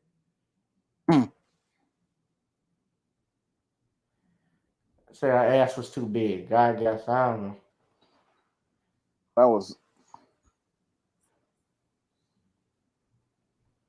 That was ridiculous. Yeah, it was. But Kim Kardashian will do anything for attention. Of course she does. And Kim Kardashian, I mean, she even lied. It's coming out that she lied about that whole thing about Kanye going to Ray J to get that tape. She did that for clout. Ray J is upset because they made it look like he was trying to, in the video, that he was trying to do something to her without her knowledge during, like, raping her with a dildo. He didn't appreciate that. And he actually called him out, said we had an agenda. He had called out both Chris and her mom. He called out Chris and Kim. All right, we do have a caller. It is the one and only Black Voltron. Black Voltron, B1. What's up, brother? Hey, good evening, B1 to you, Gavin. B1 to you, Shawn. Good evening. All right, good evening. What you got? I'm just calling about that. I know y'all want to speak on Kevin Samuels thing, but I just been seeing just some really disgusting. I don't know what to call this, man. It's just these women out here just assuming that he passed away, they out here celebrate. Hitler just died. Or yeah, I'm seeing that. Right, I saw that. I don't know what to call it, man. It's like, if they're just so happy about, Kevin Samuels' alleged death as a black man, whether you agree with him or not, I totally disagree with that.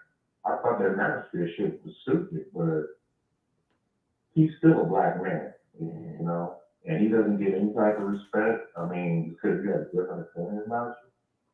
I mean, what the hell, man? It's like, if they have that much vitriol for a guy that they don't even know, he don't even know if they're alive. They don't know. They don't know the difference. Well, I mean, they don't have that much vitriol. Well, let's look at it this way. Black women call into his show. Here's how I looked at it. I didn't agree with everything he said. There were some things he has said I did agree with. I'll be honest. I never listened to his show. I was a devout follower of his show, but I listened to some stuff he said. When he was talking about Will and Jada and talking about how men conduct themselves, I agreed 100% with him on that. But I don't know about all this other stuff he said. I didn't watch everything. I certainly don't think all women over 35 are necessarily leftovers. I wouldn't go to that extreme and say that. But the bottom line is that when someone dies, and you're right, to celebrate their death of somebody you don't even know. This was somebody's son. This was somebody's brother. This was, I don't know if he had children, but somebody's father. And they lose that person. So to celebrate that makes you even worse than him if you think he was a bad man and he had his opinions about stuff. This is a black man. We are not in code with each other. And you will go out celebrating some bullshit like this. If it's true that he is dead, I'm seeing reports confirming. I don't know exactly I don't know what source it would take to confirm it, but I guess it would be an authority official if it's the Fulton County medical examiner or the police department, then that would be Black Voltron. Your call dropped. Try again.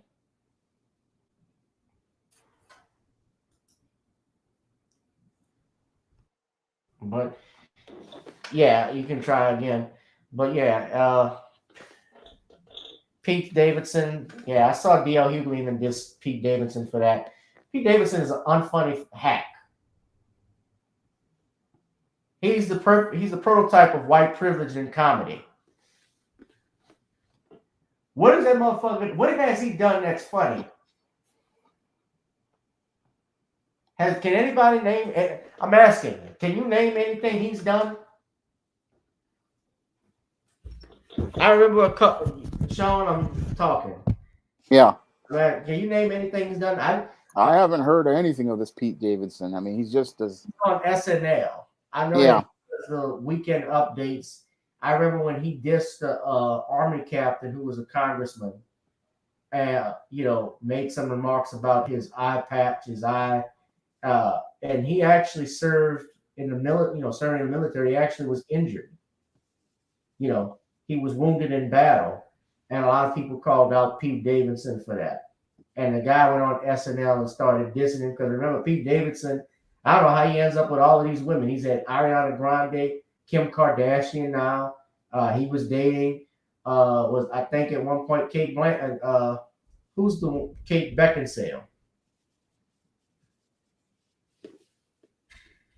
What is I don't even want to know. Try and call back in if you can, Black Voltron. If you finish your point. Yeah, but people on the internet, to get back to, yeah, Pete Davidson is unfunny hack computer robots. He's a no talent. He's a no talent. It's white privilege.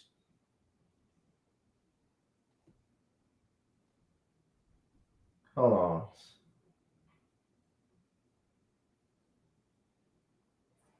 Please leave your message for 510.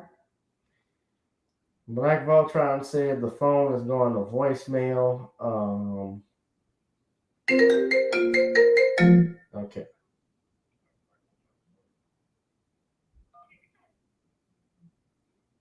All right, there he is. There we go, Black Voltron. Hey. All right. Okay, so yeah, it went to voicemail twice. Okay, sorry about that. But finish your point, man. It's all good. I just, I'm just, looking at this. It's like, the man ain't even, declared, deceased, and even put a truffle tag on him yet. And these people out here celebrating and, wishing the work family. And it's like, to me, it's like, isn't this just proving his point that, maybe he's right. Maybe, these black women are, I don't know, useless, unneeded, need to go to bus downtown. I'm not saying Steve West is, we know they solid, but I don't know, man. The rest of these hood rap hoes, man, because that's good fun, man. These are open traders to me, Mm-hmm. There's going to be Kevin Samuels today. It's going to be, Gavin Shorter tomorrow, Shawn James the next day, and Black Voltron was loaded the next day, and the next black man or black men after that. And the same bust broke down hoes are going to want the absolute respect come Sunday, Mother's Day. No, bitch, fuck you. You wishing death on somebody you don't even know? How can you have that much vitriol for somebody? Then they talking about he getting black women killed. I'm like, everybody's been killed nobody. I mean, where's all this projection coming from? Where's all this imagination coming from? This is wild. I've never seen anything like this before. So I'm gonna drop the mic on that and take my phone. All right, no problem, man. Thank you, bro. I appreciate it. Yeah.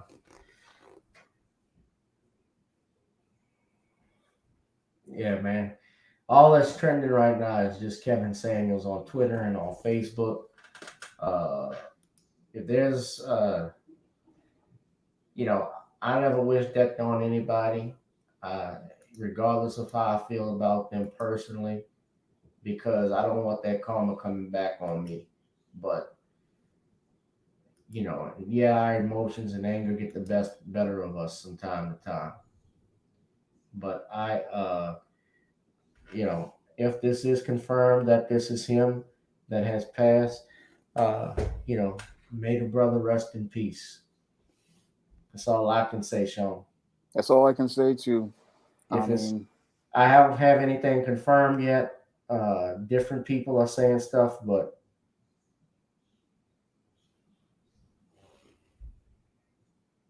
yeah.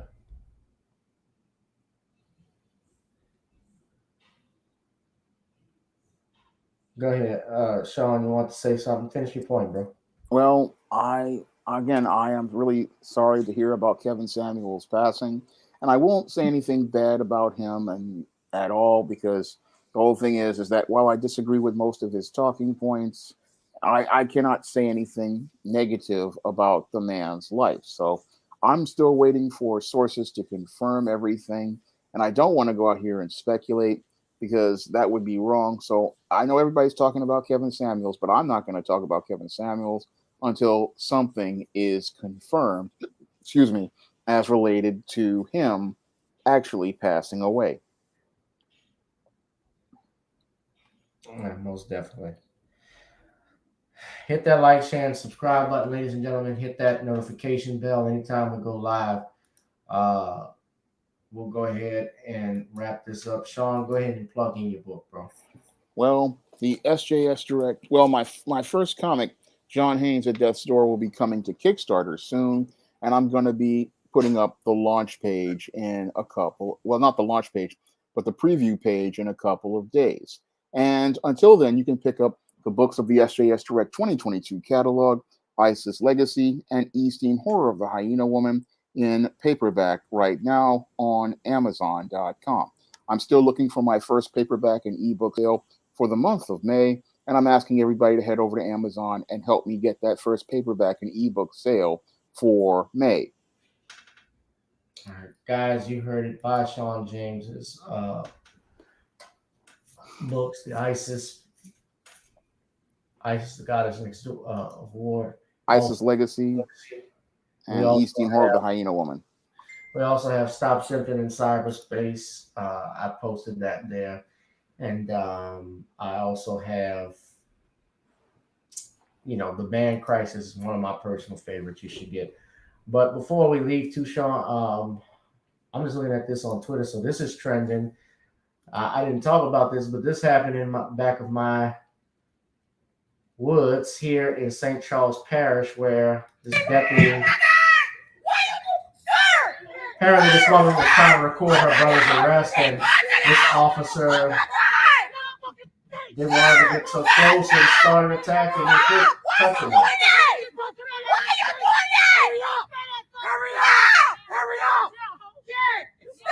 And he actually punched her.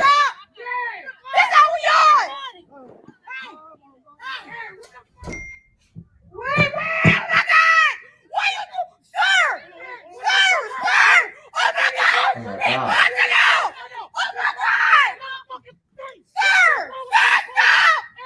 He pushed her and then punched her 3 times in the jaw.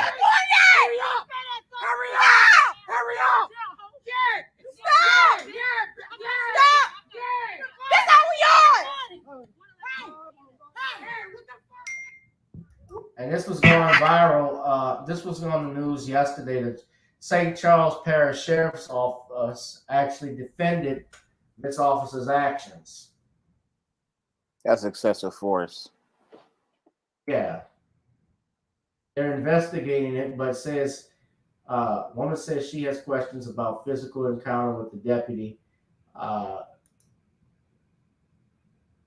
I'm looking at this. Only on Eyewitness News tonight, the woman arrested during what her family called a case of excessive force is out of jail tonight. Mary Lee Robinson walked out of the jail in St. Charles Parish just a few hours ago. Good evening, everyone, and thank you for joining us. I'm Sharice Gibson. And I'm Katie Moore. Mike McDaniel is the only reporter there tonight, and he spoke with Robinson as she left the jail in tonight's top story. 30-year-old Mary Lee Robinson walked out of this correctional center still facing a list of charges, including interfering with an investigation and battery on an officer. Video has sparked debate about whether what happened during her arrest Monday night was excessive. Body cam video from the St. Charles Parish Sheriff's Office shows Deputy Henry Sill arresting Robinson during a physical altercation. This all happened in Luling when officers were there to arrest Robinson's brother at the time. Robinson was recording the encounter when officers say she would not stand back, ignoring multiple commands, leading to a struggle between the deputy and Robinson. In an interview Tuesday, the sheriff's office stands by its deputy and his actions. Robinson says she's of the deputy. I was really just confused, like why am I here being pulled? Why am I being run after? Why am I not being told freeze? Why am I being punched on? Why am I being thrown up against the trailer after surrendering and not hitting back? I'm thankful for being out. I'm thankful for the help. I didn't think I was going to have to go through nothing like this. Robinson was taken to the hospital after leaving the correctional center for some medical issues to be checked on. Both the NAACP and the sheriff's office are doing independent investigations. Robinson is now set to be back in court June 20th. Reporting from St. Charles Parish, Mike McDaniel, Eyewitness News. As Mike just mentioned, the sheriff's office is defending the actions of the deputy. They claim that Robinson was told not to come close to the deputy, but she did anyway. The office says when the deputy tried to arrest her, she resisted. So that justifies punching her 3 times in the face. See, this is the reason why people have a distrust of the police department. Why nobody fucking likes y'all. Every time this stuff happens, you, especially as a leader, can't even say this looks bad, or even say we will investigate this further. I'd rather you just say nothing at all. But you come out and double down and say that your deputy was right. Yes, let's say even if she did interfere with the officer. I'm well aware, and I know the law on that, about interfering with an officer and resisting arrest, but didn't warrant the type of force that your officer used on her.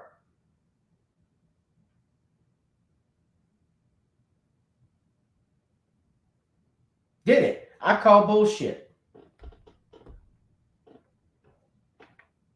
I'm going to say this too. People are not going to keep taking this.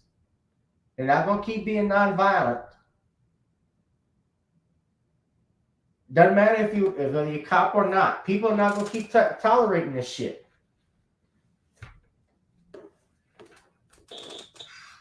But we're going to pass. We don't have legislation protecting us from this.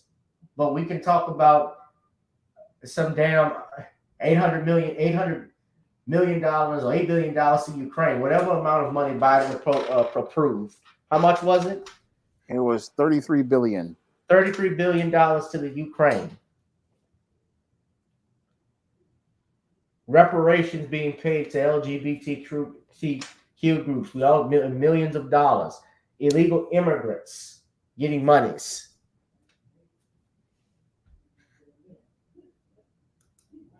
I'm sick of this. And talk is cheap.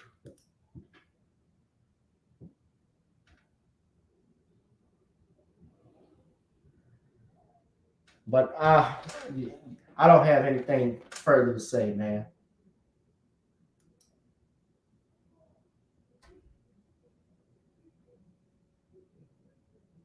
Yeah, I don't have much to say either.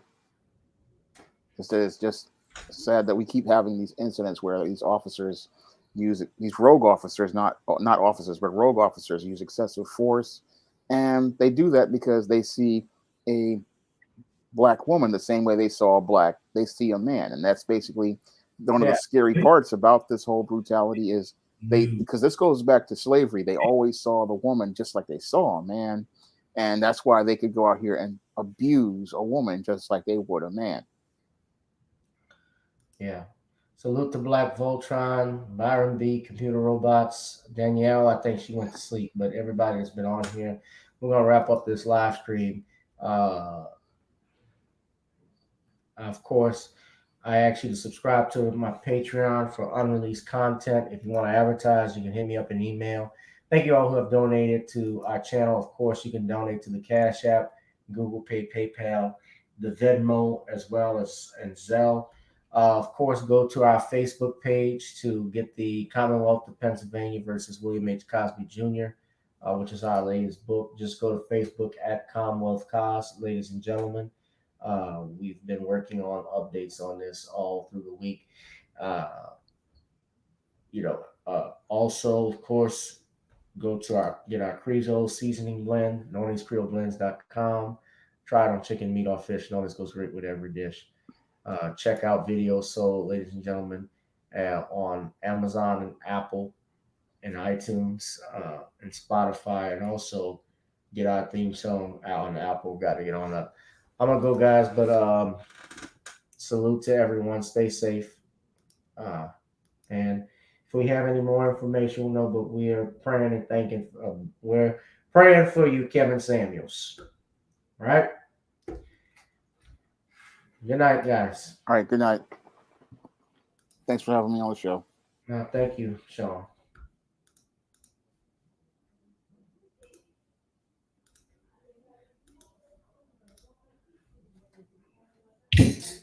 Girl, come on. Gotta dance to the beat. Cause on the dance floor is where we show me what you got.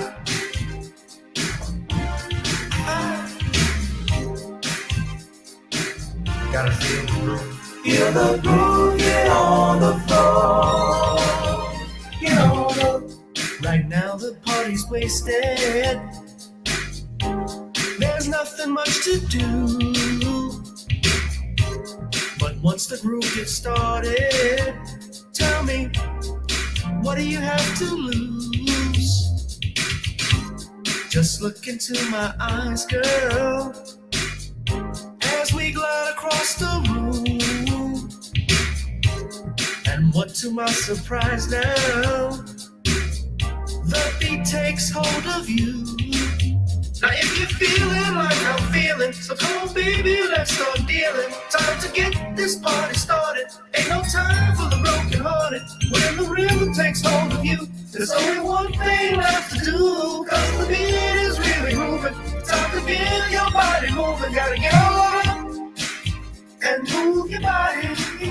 Cause when the beat is really grooving, it's time to feel your body moving. Gotta get on up and shake something. Feel the groove, get on the floor. Get on up. Tell the DJ play the whispers. Rock steady in the mood. Put on earth, wind, and fire. Tonight we're gonna groove. Show me how you do the four corners. Electric slide or two.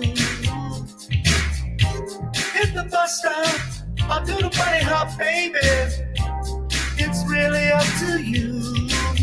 Now if you're feeling like I'm feeling, so come on baby, let's start dealing. Time to get this party started. Ain't no time for the broken hearted. When the rhythm takes hold of you, there's only one thing left to do. Cause the beat is really moving. Time to feel your body moving. Gotta get on up and move your body.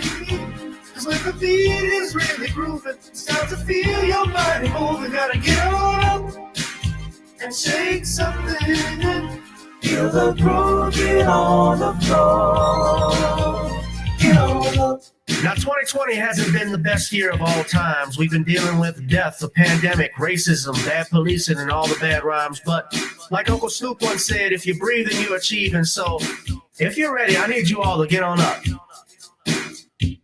Are you ready? 1 and 2 and 3 and 4. Get your butt on the dance floor. 5 and 6 and 7, 8.